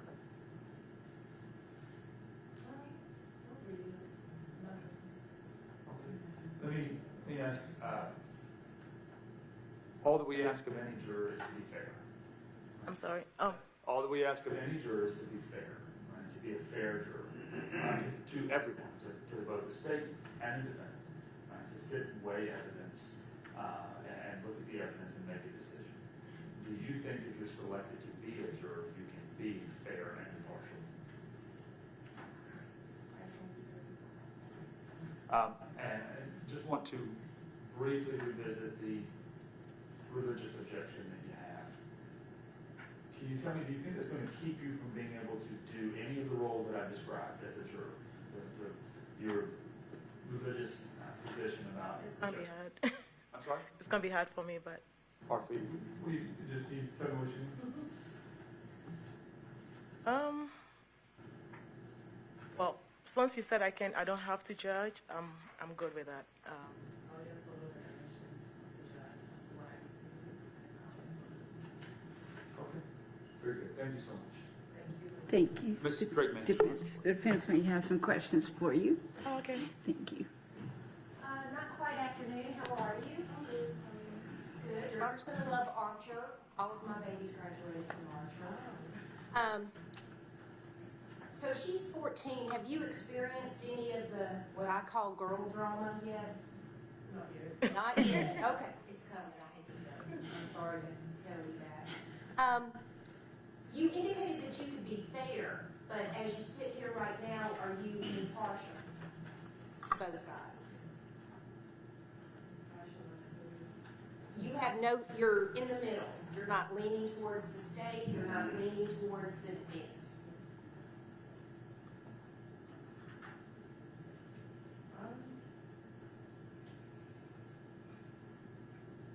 I don't know what answer to give. I'm sorry? I don't know. Just honestly. Can you pull the microphone a little bit closer to your mouth? Thank you, because we just need to get your words down. There is no right or wrong answer. Just honestly, how are you feeling right now? Are you impartial to both sides? Or are you leaning towards one side or the other? Leaning towards one side or the other. Okay.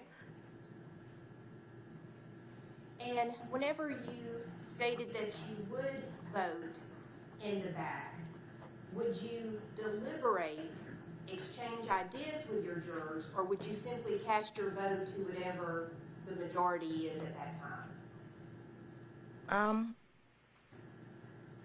I will cast my votes based on what I feel. Okay.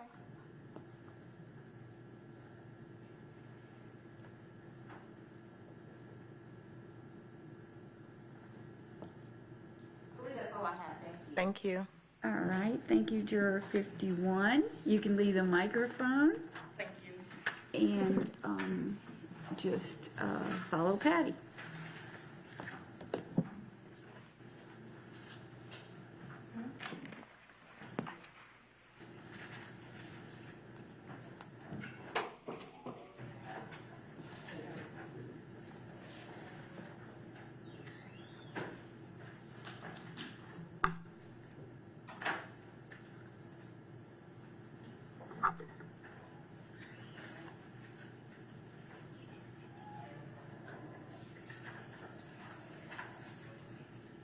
Good morning.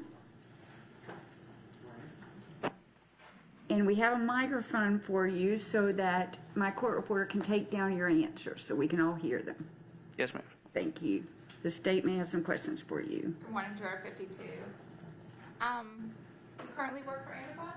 Yes, ma'am. How long have you worked for Amazon? Coming up on 4 years. And the case that we were talking about yesterday, did you recognize anything? Have you heard anything about this case before? No. And I think you raised your card that you had some information about identifying remains of people through dental records. I had seen, I had taken a crime investigation class a couple of years ago. Is that in college? High school. High school? Okay. And it was a crime investigation class? It was a sub-studies for an elective. Okay. Were you interested in going into investigations? For a little while. Then, you know, becoming an adult isn't always, you know. Understand. Besides that one class, did you do any other work in law enforcement? No. In the self-study, did you intern or work with a police department? No, the one who taught the class was retired in forensic analysis. Okay. And you learned a little bit about identifying through dental records? Through dental records and other stuff, yeah. If the judge were to give you instruction to the best of your ability set aside any outside knowledge you have, that means what you learned in that class, could you make a decision based on the evidence that you see in this courtroom and the instructions that the judge gives you? Correct, yes. And I think you raised your card that either a family member or a friend of yours has been arrested? Yes, my father. Your father? What was your father charged with? He took guns into Canada. Okay. On accident. He was in the passenger seat, but since he was the owner of the firearms, in Canada, their gun laws are a lot different. Okay. Were you with your dad when that happened? No. How long ago was that? 2013. And did you either go to court with your dad or go to the jail to see him or anything like that? No, because he was in Canada. And has that case been resolved? Yes, he is not allowed back in Canada. Okay. I understand that it was law enforcement in Canada, but do you believe that your dad was treated fairly by the police there? No. Tell me about that. Part of the reason was he wasn't driving during this, and he had a nav system that was guiding him from one city, from Las Vegas to Chicago. One of the back roads led them into Canada, where the officers pulled them over because it was a U.S. license plate.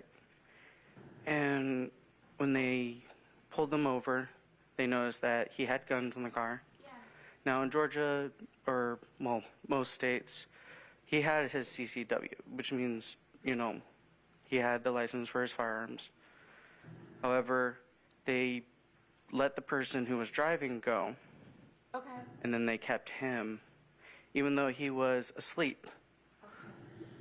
And when he woke up in the back of a police car. So he wasn't even going to Canada. They just kind of took a wrong turn on their way Right. to the U.S. And they were only 10 miles across the border. Okay. Understanding that situation, have you yourself had any dealings with law enforcement? No. And are you, I guess I'm trying to ask you, are you able to set that aside, and or do you have some negative views of all cops? No. I could set that aside. Okay. And I think you said that you also, someone close to you has struggled with drug addiction? Also my dad, yeah. Okay. Was that recently or when you were younger? Younger. Okay. How did that affect you growing up?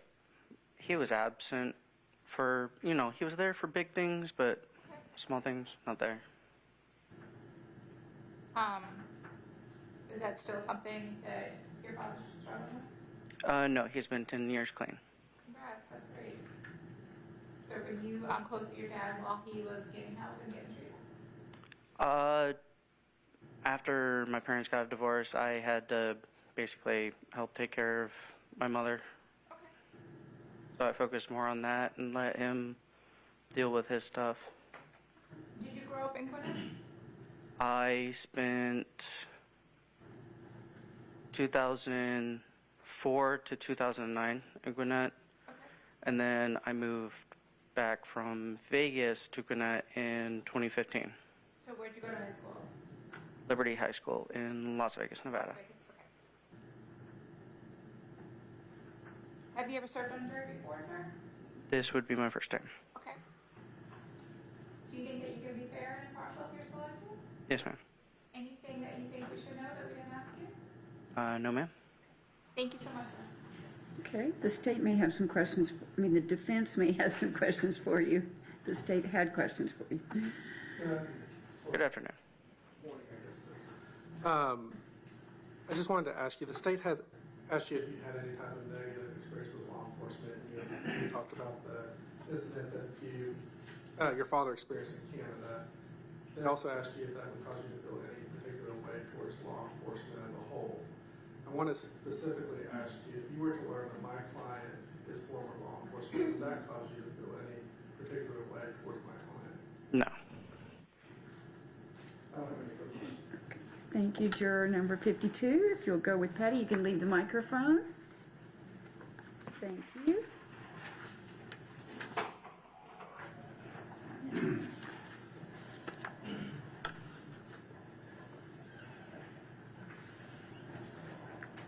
Good morning, juror number 53. Good morning. If you'll just be seated, we have the microphone so that my court reporter and everyone in the courtroom needs to take down what you say. Okay. In response to the questions, okay? Thank you. We're still in the morning. Good morning. Good morning. How are you doing? I'm okay. Good. Tired but okay. Yes. Just want to follow up on a few questions with you, and also from your questionnaire that you filled out.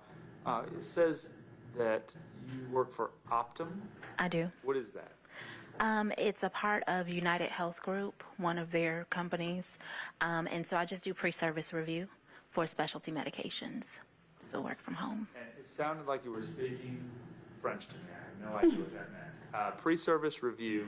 So, what is that? So when patients need specialty medications like infusions or injections, then I review those, request the medical records, and compare it to the insurance's criteria for approval. How long have you been in that industry? About 7 years now. Okay. And what kind of work did you do before that? I'm a registered nurse, so before that I worked on the floor. Okay, very good. Hospitals. And so, as a nurse, what kind of practice were you in? Chemotherapy, neurology, and then I also did some ortho. So I bounced around. I didn't stick on the same floor. diversified. Yes. Okay. So you have two children, an 18-year-old son and a 13-year-old son? Right. Okay. 18-year-old still in high school or graduated? He just graduated. Very good. Where from? Meadow Creek. Very good. And the 13-year-old is going into high school or 8th grade? He's homeschooling. Homeschooling. Fantastic. And what grade is he going to? 8th. All right. On top of all the things that you're doing, you're homeschooling him too? Yes. Fantastic. Good for you. With either of your boys, did you have any significant children are children and can be difficult? Mm-hmm. Did you have any significant behavioral issues with them? No. Okay.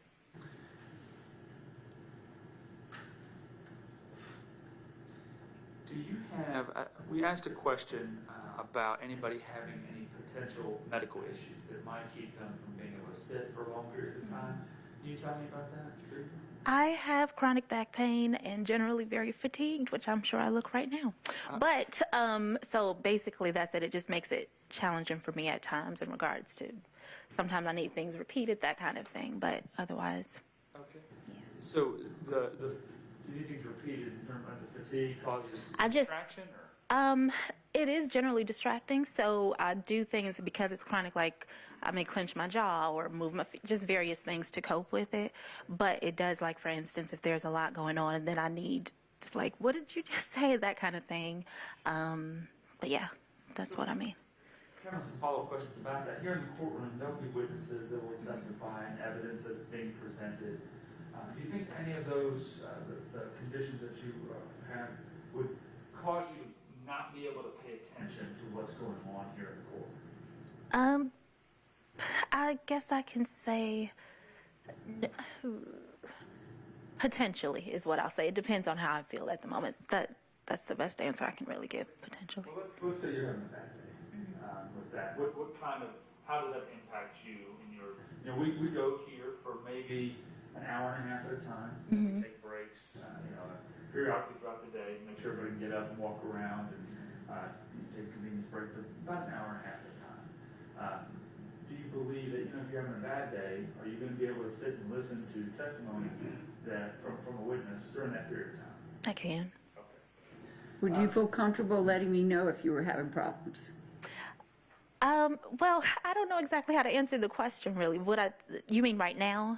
Or during the trial, if you were selected, and let's say we put you in the first chair so to make sure that you're close to the witnesses, would you feel comfortable letting me know if you were having any issues hearing or receiving the testimony? Okay. I would be. Okay. Absolutely.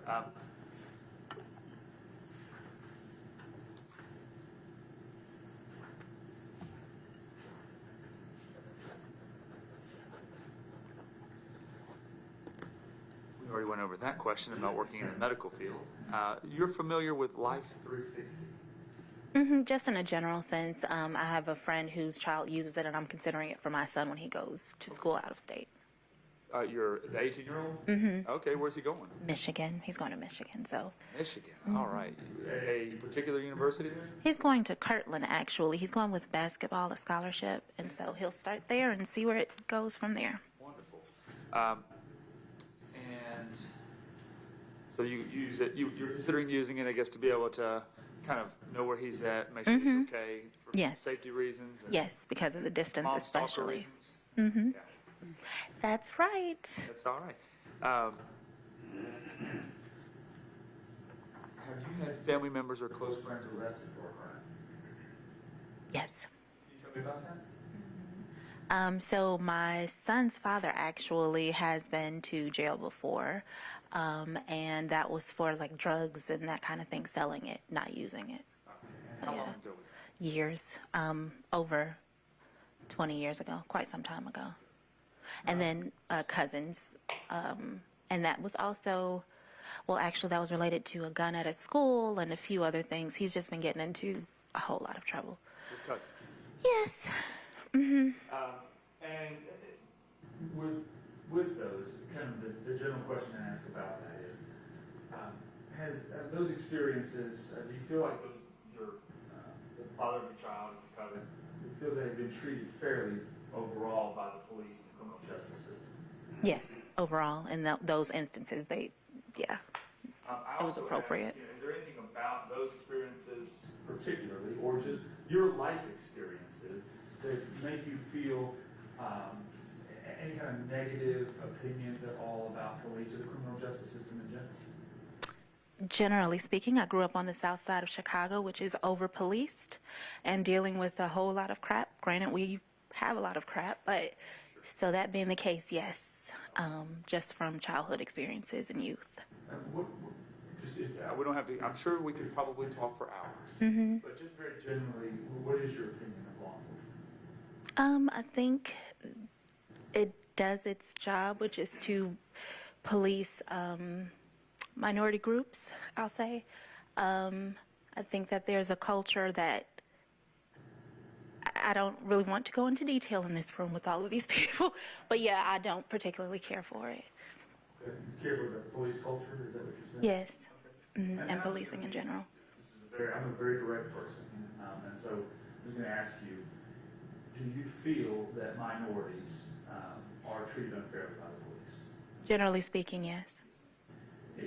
Because of that feeling, and here in the courtroom with this case, the defendant is obviously a part of the minority group. He is an African American. Do you feel that African Americans can get a fair trial or not? Theoretically, you can, sure, yes. Okay. The opinions that you have, the beliefs you have about the criminal justice system and the police and minority groups, do you feel that that's going to affect or interfere with your ability to be fair and impartial if you were selected to be a juror in this case? Potentially. Potentially. I want to expand on that just a little bit. In this case, there are police that are going to testify. In almost every criminal case, there's always some form of law enforcement. And obviously, the defendant in this case is an African American male. Are those specific, instances we have here, those specific factors, is that going to affect your ability to be fair and impartial in this case?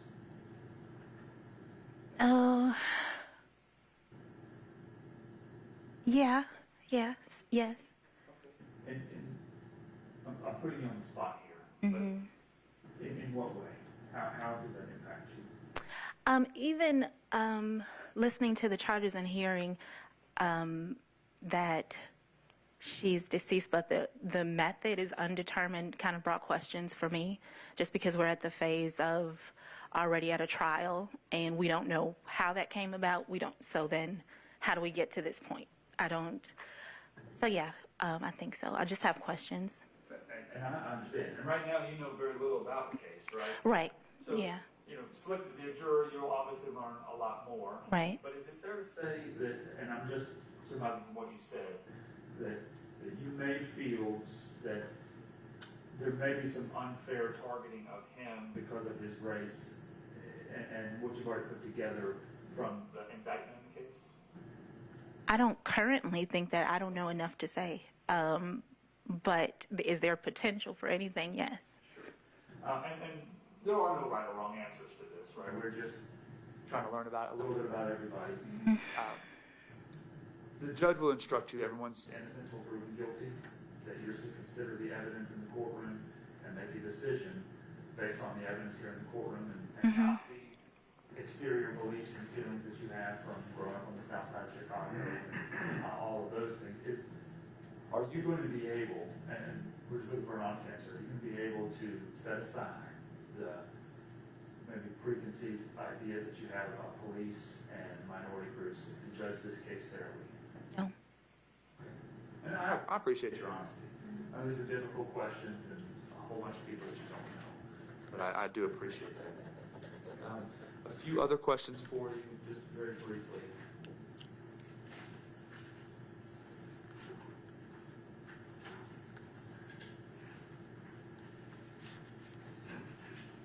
Have you been a witness to a crime? Yes. Okay, can you tell me about that? This was long ago, robberies, for instance, or even an assault is a crime. So if someone gets attacked, that's a crime. So yeah, I have. Okay. Have you ever had to give a statement to the police, be a witness in a trial or in a hearing or court or anything like that? No. There was another question that I asked about for religious, cultural, ethnic, or other reasons, people not being able to sit in judgment or pass judgment on another person. Did you raise your card to that? Yes, probably. Can you tell me how you feel about that? I don't think it's my place to judge others. I think that's for God to do. And the judge read out a series of instructions at the beginning before we asked all our questions yesterday morning. And one of those was, you're not being asked to judge morality, good or bad, right? Murder's bad, rape is bad. We're not asking you to condone those things or to say that any particular person is good or bad, or right or wrong. All we're asking, when the court is asking, is that you listen to the evidence and decide whether the state has met its burden. And we have a burden of proof, beyond reasonable doubt, and your job as a juror is to sit, look at that evidence and say, guilty or not guilty at the end, right, based on the evidence. Is that something you would be able to do, or is your the position that you have about judgment of others going to interfere with that? In regards to evidence, I think even with research in healthcare, for instance, you can find evidence to prove whatever you want to. It just depends on what you're looking for. But do I think that I'm unable to put that aside in terms of judgment and God? Is that what you're asking me? Another way to say this, may be clearer, is that if you're picked to be a juror, at the end, you have to go into the back with the other jurors, and you have to reach a decision. Right? Your decision is your decision, but you have to say guilty, not. You have to be able to vote. And there are some people who, for religious and moral reasons, or for whatever reason, say, I cannot do that. I cannot go in the back. I cannot sit there and say guilty or not guilty. I cannot, because then that's passing judgment, and they won't do that. And so my question is, are you willing to do that? If the judge tells you, you have to go. You have to go in the back. You have to make a judgment on this case. Is that something you're willing to do? No. Okay. I think those are all the questions I have for you, but I appreciate your answers. And Ms. Drake or Dobbins may have some for you. The defense may have some questions. I just want to go over just a couple of things.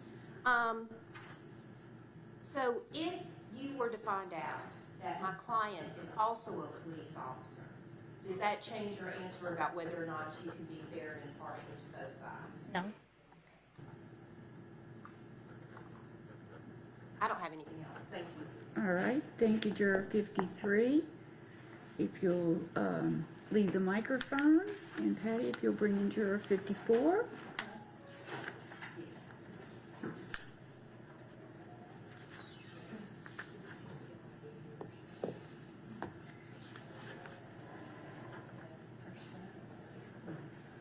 Good morning. If you would take the microphone, sir, and be seated. Thank you. The reason you have the microphone is my court reporter has to take down all your answers. So you may, if you'll just bring it to your mouth. Thank you. The state may have some questions for you. Good morning, sir. Good morning. You currently working? I'm on leave, technically, yes. I work at Quick Trip. You work at Quick Trip? Yes. Which Quick Trip do you work at? Buford, 786. So it's near the Walmart in the mall. Okay. So it's down that area. How long have you worked at that store? Since May of last year, yeah. What did you do before working at Quick Trip? Oh, I worked at Academy, and I'm in school, university, What university are you in? Georgia State. What are you studying at Georgia State? Risk management. What do you want to do when you get out of school? I plan on finding a job in risk management. Well, it's kind of a process, but I want to get an internship, be able to get a job there after college, and then start a few businesses and just live off of that. Are you currently in classes now, or are you on summer break? I'm on summer break. And you said, I think you raised your hand that you have some teens in your home. Do you live at home with your parents? Yes, I do. And you have younger siblings? Yeah. How old are your siblings? My older brother is 22. My younger brother is 17. 17? 17, yes. What high school did you go to? Mountain View. Does your 17-year-old brother go there? Yes, he does.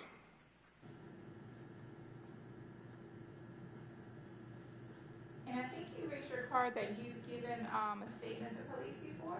Yes, it was an accident statement. Okay. Yeah. Just for a car crash that you witnessed? Yes. Did you have to go to court for that? I did have to go to court for that. Okay. And was that for a trial? Did No. you have a witness stand? No, it wasn't for a trial. Okay, so Yeah. it's an accident that you were involved in? Yes. Okay. Do you feel that the police handled that accident appropriately? Yes, I believe so. Did you get a ticket? I did get a ticket. And I think you said that you have someone close to you had experienced a drug overdose? Yes, it was someone from my church, a member of my church. They had left a while ago. Okay. And then we got the news that they had a drug overdose in their car at their house or somewhere. Okay. And they had the funeral and everything. Were you friends with this person or just went to church with them? Acquaintances, we went to church, so I knew of the person.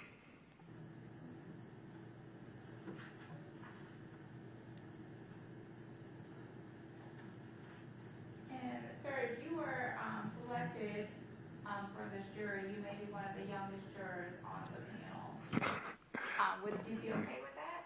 I'd be fine with that. And do you think that you could listen to the evidence and then make a decision and argue what your thoughts are against some of the older jurors? Yes, of course. Okay. Yeah. Do you think that you could be fair and impartial if you're selected? Yes, ma'am. Is there anything that we didn't ask you that you think we should know? No, but there was something that I wanted to clarify. I wanted to ask questions for the defendant, if that might be okay, because Can't do that. I can't. No, I can't let you do well, that.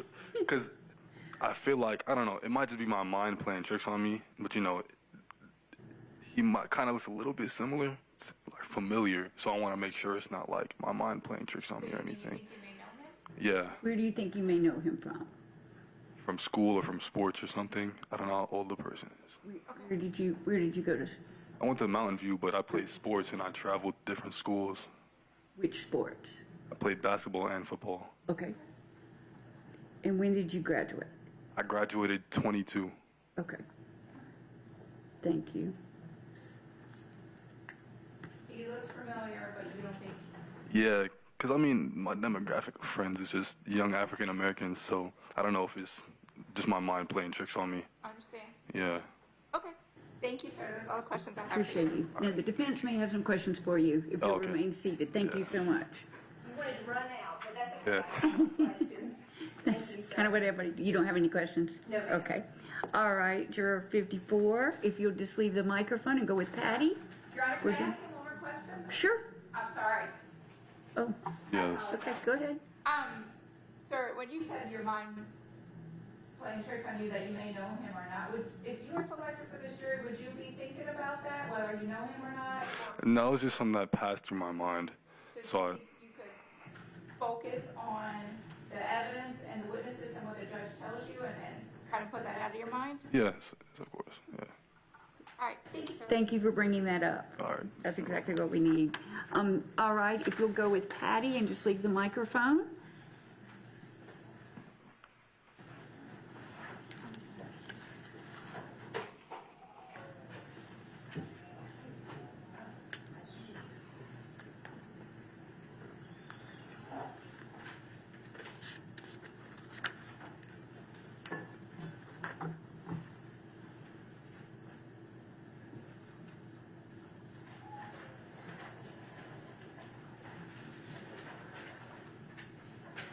Good morning, juror 55. If you'll just be seated, and we're asking you to use a microphone because my court reporter's taken down everything, all of your answers by law.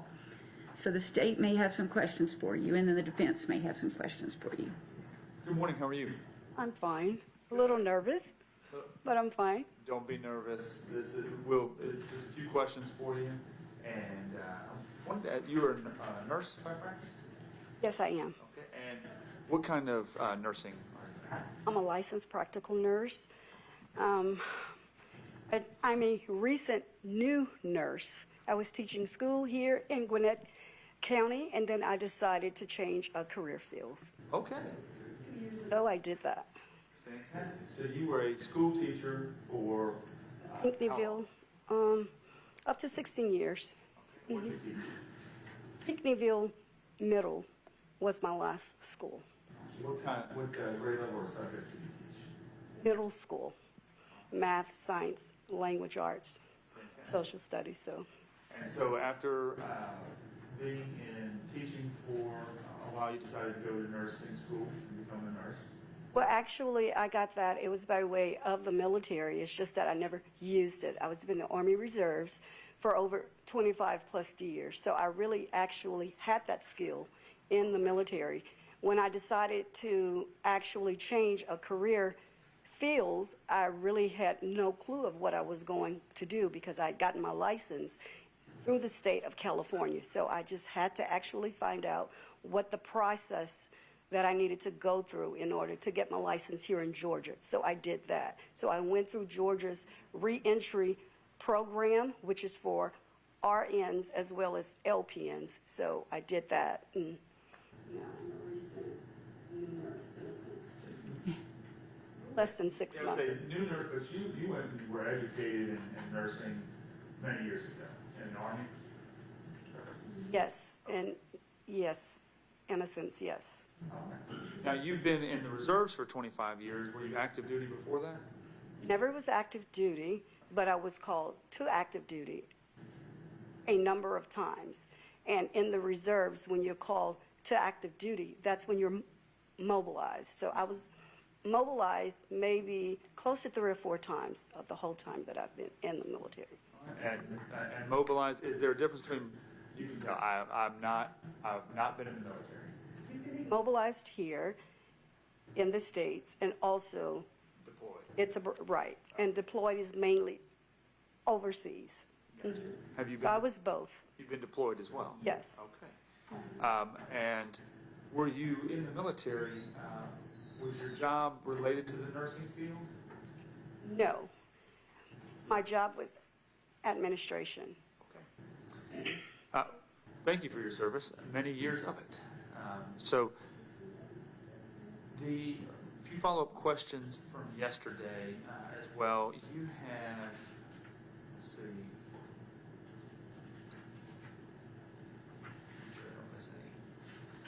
You're familiar with the area there, Singleton Road and Indian Trail? Yes. And any particular reason you're familiar with that, or just in passing? Just in passing. I don't live close by, but I know exactly of the location, in a sense. Yes, ma'am.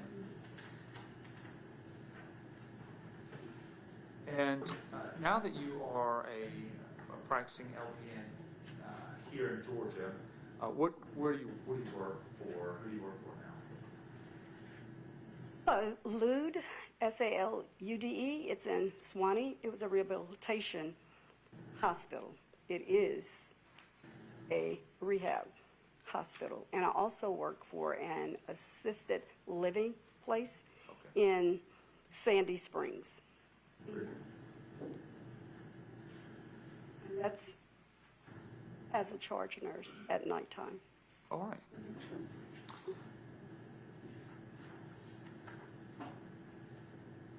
Do you have any opinions about whether marijuana should be legalized? To some extent, yes, I do feel that it should be. To some extent.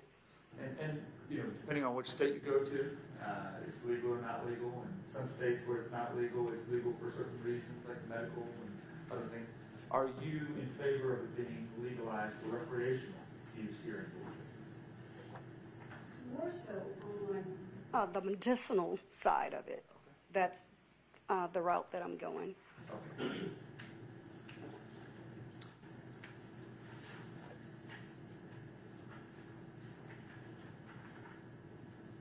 And now that you are a nurse here, it sounds like you have a lot of different responsibilities. Do you have any hiring and firing or supervisory roles that you have currently?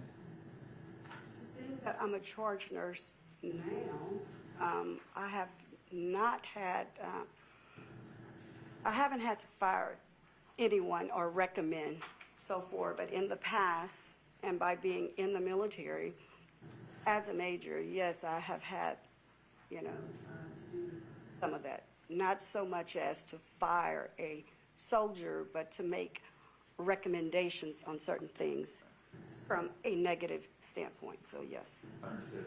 In the military context, how did when somebody was going to be court-martialed or discharged or just reprimanded, how did you make those decisions? As a major, I assume you probably supervised quite a number of people. How did you make those decisions in order to some amount of punishment or retribution come on somebody? Of course, it was based on the evidence at hand, what went on, and then we based our decisions from there. Mm-hmm. Have you heard anything about this case? No. And is there anything that you've heard from our questioning now or from yesterday that makes you feel like you couldn't be fair or impartial if you're picked to be a juror? Okay. Anything else that we need to know about you that we haven't asked? Okay. Thank you so much. All right. I don't have any questions, thank you. All right. Thank you, Juror 55. If you'll just leave the microphone and you can go with Patty.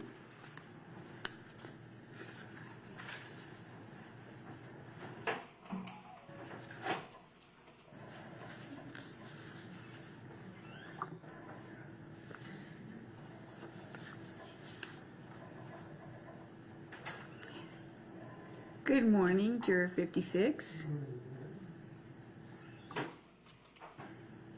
If you will pick up the microphone. Yes, ma'am. Thank you. The state and the defense may have some questions for you. Oh, yes, ma'am. Hi, sir. Yes, ma'am. You raised your card that English is your second language. Yes, ma'am. What is your first language? Urdu. Okay. Do you understand the English language? Yes. Okay. How long have you been in the U.S.? Since 94. 94, okay. And what do you do for work? I work in Dillard's. Yeah, I'm working since 2001 over there. And thanks God, so far I'm working over there as well in the receiving department. Okay. In the receiving department. Sir, could you pull your mask down? Okay. There you go. And Yeah. if you would restate what you do, my court reporter couldn't understand. Okay. Maybe slow down just a little. Yes, ma'am. I'm working in Dillard's since 2001. Okay. And since so far so good. And I think you said you work in receiving in Dillard's? Yes, ma'am. Okay. And you were able to understand all of the questions yesterday and today? Hopefully. Hopefully. All the questions that we asked yesterday and the instructions from the judge, did you understand everything? Yes, ma'am. Okay. And I think you said that you also may have some sort of medical issue that may prevent you from serving. Can you tell us about that? Yes, actually, one thing is, especially in the cold weather, I have to go more frequently in the restroom. Okay. And one more request, because I have to participate in my niece's wedding ceremony in Houston. I have to leave on Thursday. Okay, all right. It's already planned. Okay, first let's talk about, you said you need to use the restroom frequently? Yes. Okay. Would you feel comfortable raising your hand and asking the judge for a break if you're selected? Yes, ma'am. Okay. And you said your niece's wedding. Yes, ma'am. When is the wedding? I have to leave on Thursday, and the actual program is on Saturday. Okay. This Thursday? Yes, ma'am. Where's the wedding? In Houston. Okay. Do you have, are you driving or flying? Flying. And do you have a plane ticket booked already? Yes, ma'am. Yeah. And are you going by yourself or going with family? Yeah, we are going with family. Your Miss Bertucci. I think yeah, bless. Thank you so much, sir. I have no other questions. Okay. Thank you, Juror 56. If you'll go with Patty. If you'll go with my bailiff right there. Take your number. Thank you very much.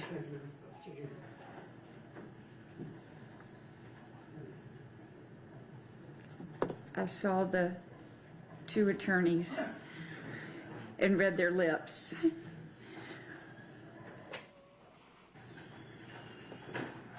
Good morning, Juror 57. Good morning.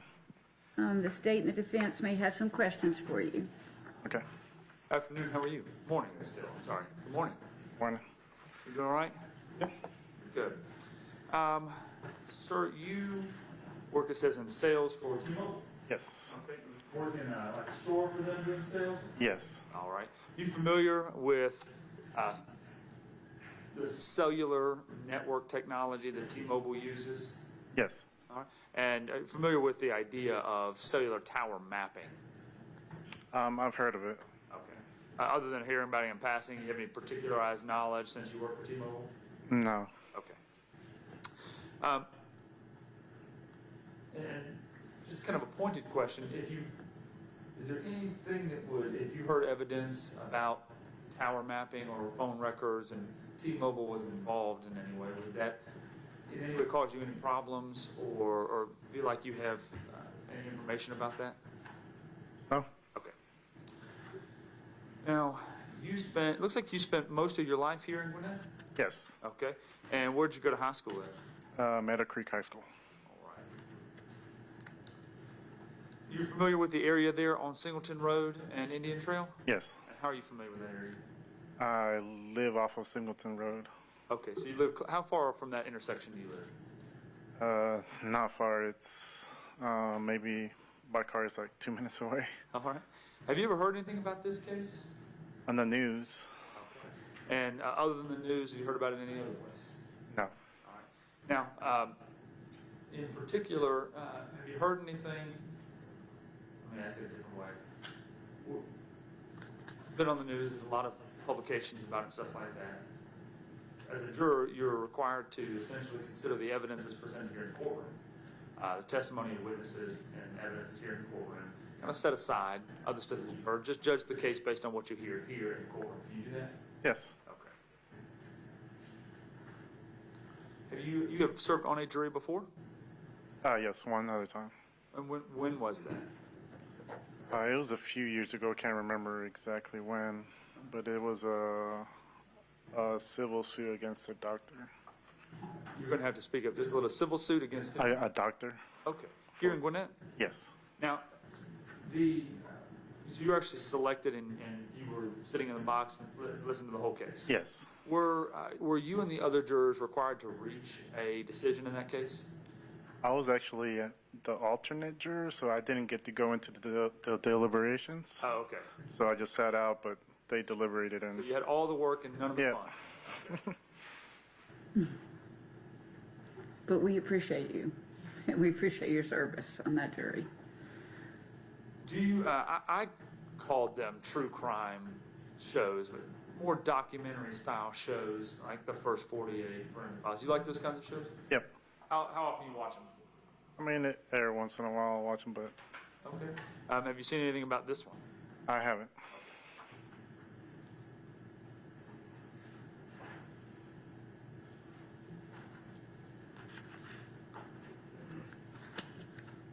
Have you ever witnessed a crime?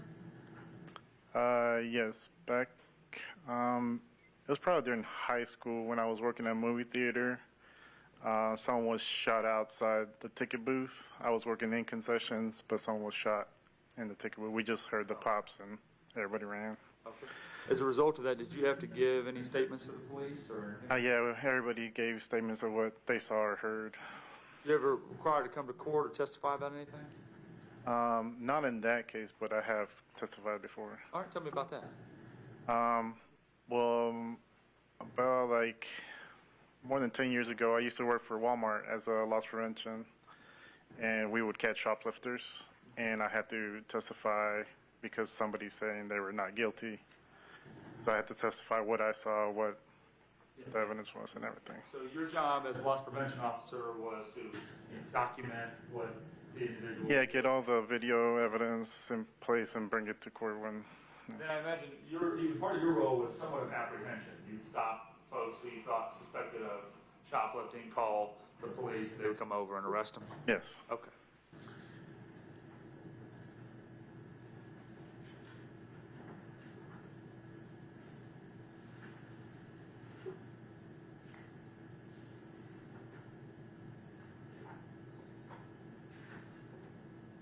Have you heard anything today from my questioning or yesterday from our questioning yesterday that makes you feel like you couldn't be fair and impartial if you were picked to be a juror?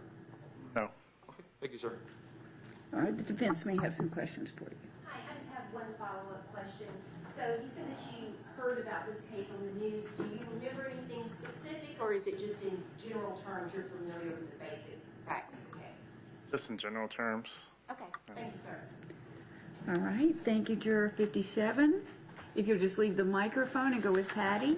And Patty, will you, don't bring 58 in, and I'll give you further instructions. Okay.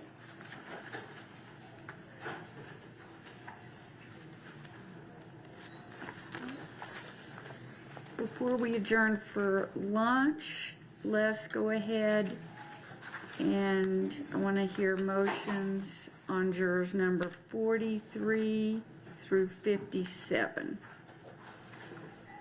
First with the state, any motions or any joint motions?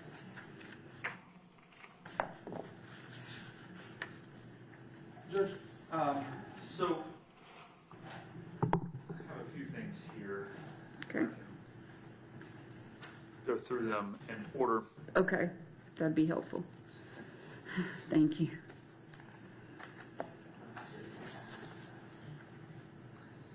Juror number 49.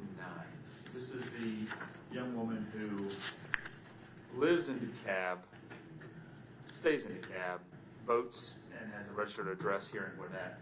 I am going to ask the court for the lunch break for me to go down, and I want to make sure we get it right.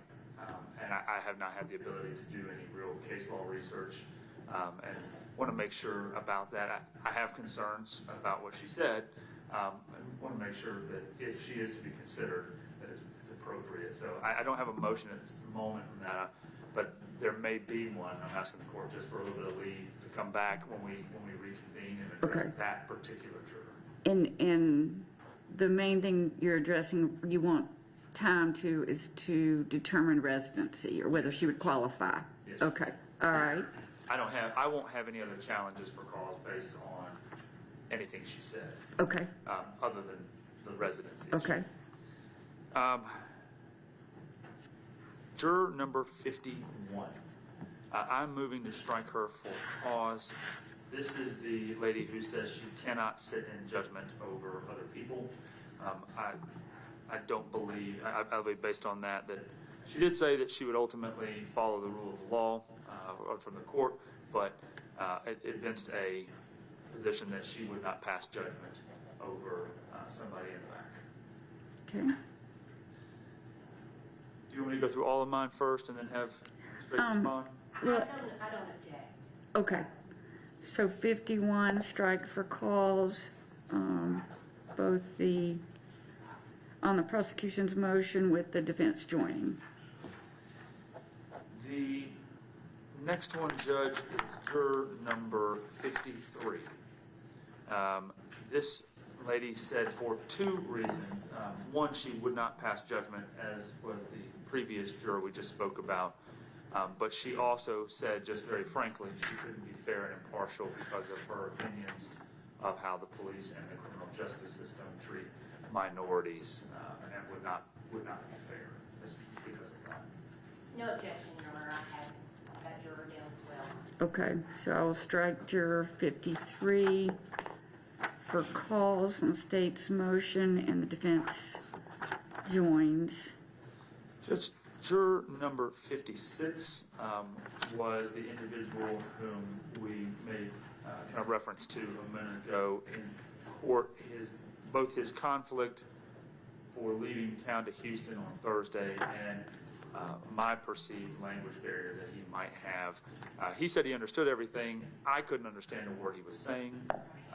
So he might understand everything, but I have concerns about whether he can communicate with any other juror what he understands. So I'm moving to strike him for cause. State's position on juror 56. Oh, we concur. Okay, so I'll strike juror 56 for cause on the prosecution's motion with the defense consenting. Go ahead. I have no further motions on behalf of the state. Okay. All right. I do have a couple, and I did find some stuff on juror 49 that I will share with the state, and then they can. We'll come back. See if they can find anything else. Your Honor, first on juror 44, and I do not believe the state consents to these. Juror 44, I just have some real big concerns about.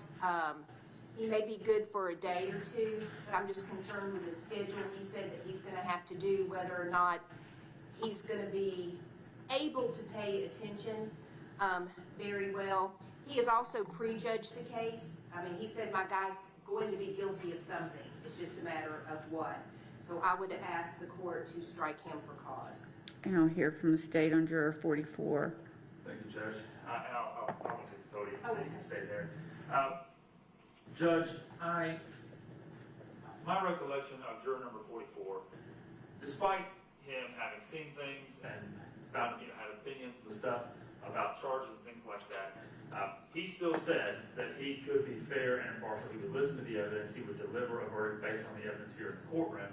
And I want to put on the record a few cases that make this point. There's a case, Westbrook versus the state, 242 Georgia, 151, and it says that he must establish that the juror's opinion is so fixed that it will not be changed by the evidence or charge of the court upon the evidence. And then further in Wofford versus state, which is 329 Georgia Appeals 195, the fact that a juror expresses some doubt in their ability to be impartial does not require that they be excused for cause. And I wanted to go ahead and point out these cases now because I suspect that even the next several strikes for cause that the defense will have will address some of these same issues. We have jurors who came in here who heard things about this case. And it's fair to say I think most jurors who come into court, no matter what the case is, when they hear the charges and see a defendant, think to themselves, well, he probably did something wrong. Because our batting average is really high, right? We don't convict innocent people for the most part. And so people get this conclusion that if you're sitting in the chair, you've done something wrong. But that's not the inquiry, and that's not the disqualification criteria. It is it so fixed and definite it cannot be changed?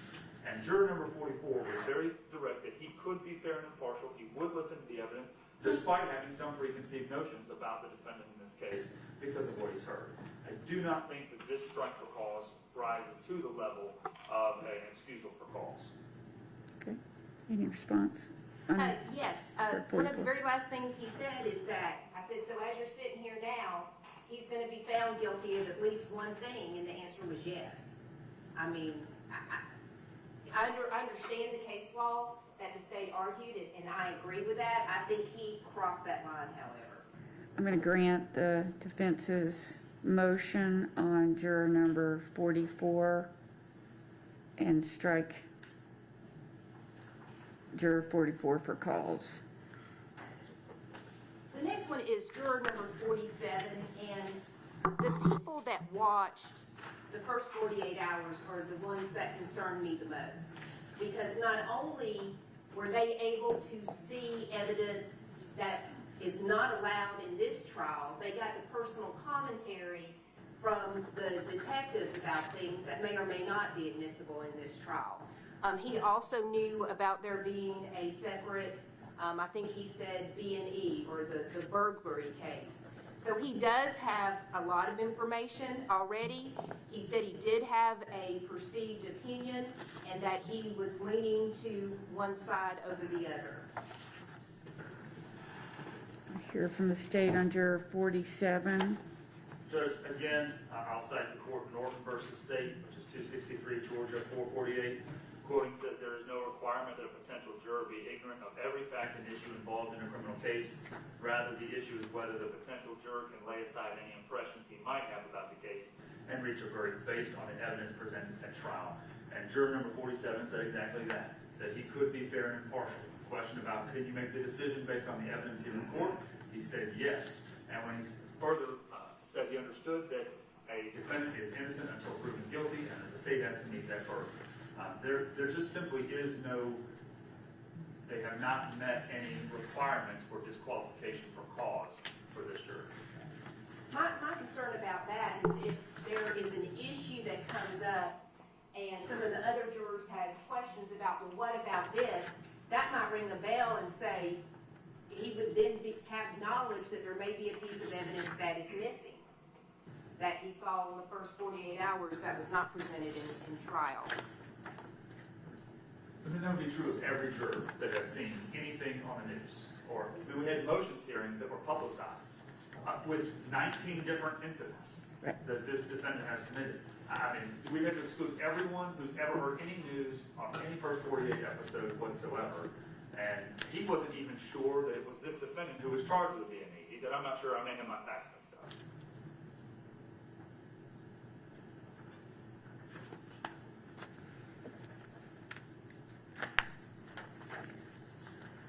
I'm going to deny the state's request, deny the state's motion to dismiss juror 47 for cause. Thank you, Your Honor. Any other further defense motions? Yes, Your Honor, there is one.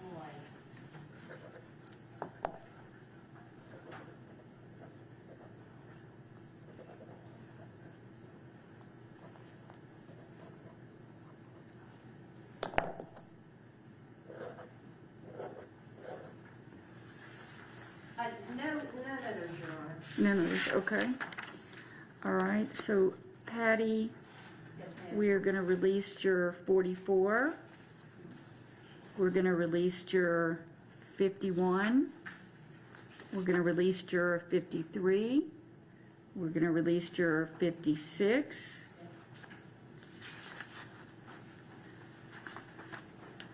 Jurors 58, 59, and 60 need to be back in the jury room at 1:15.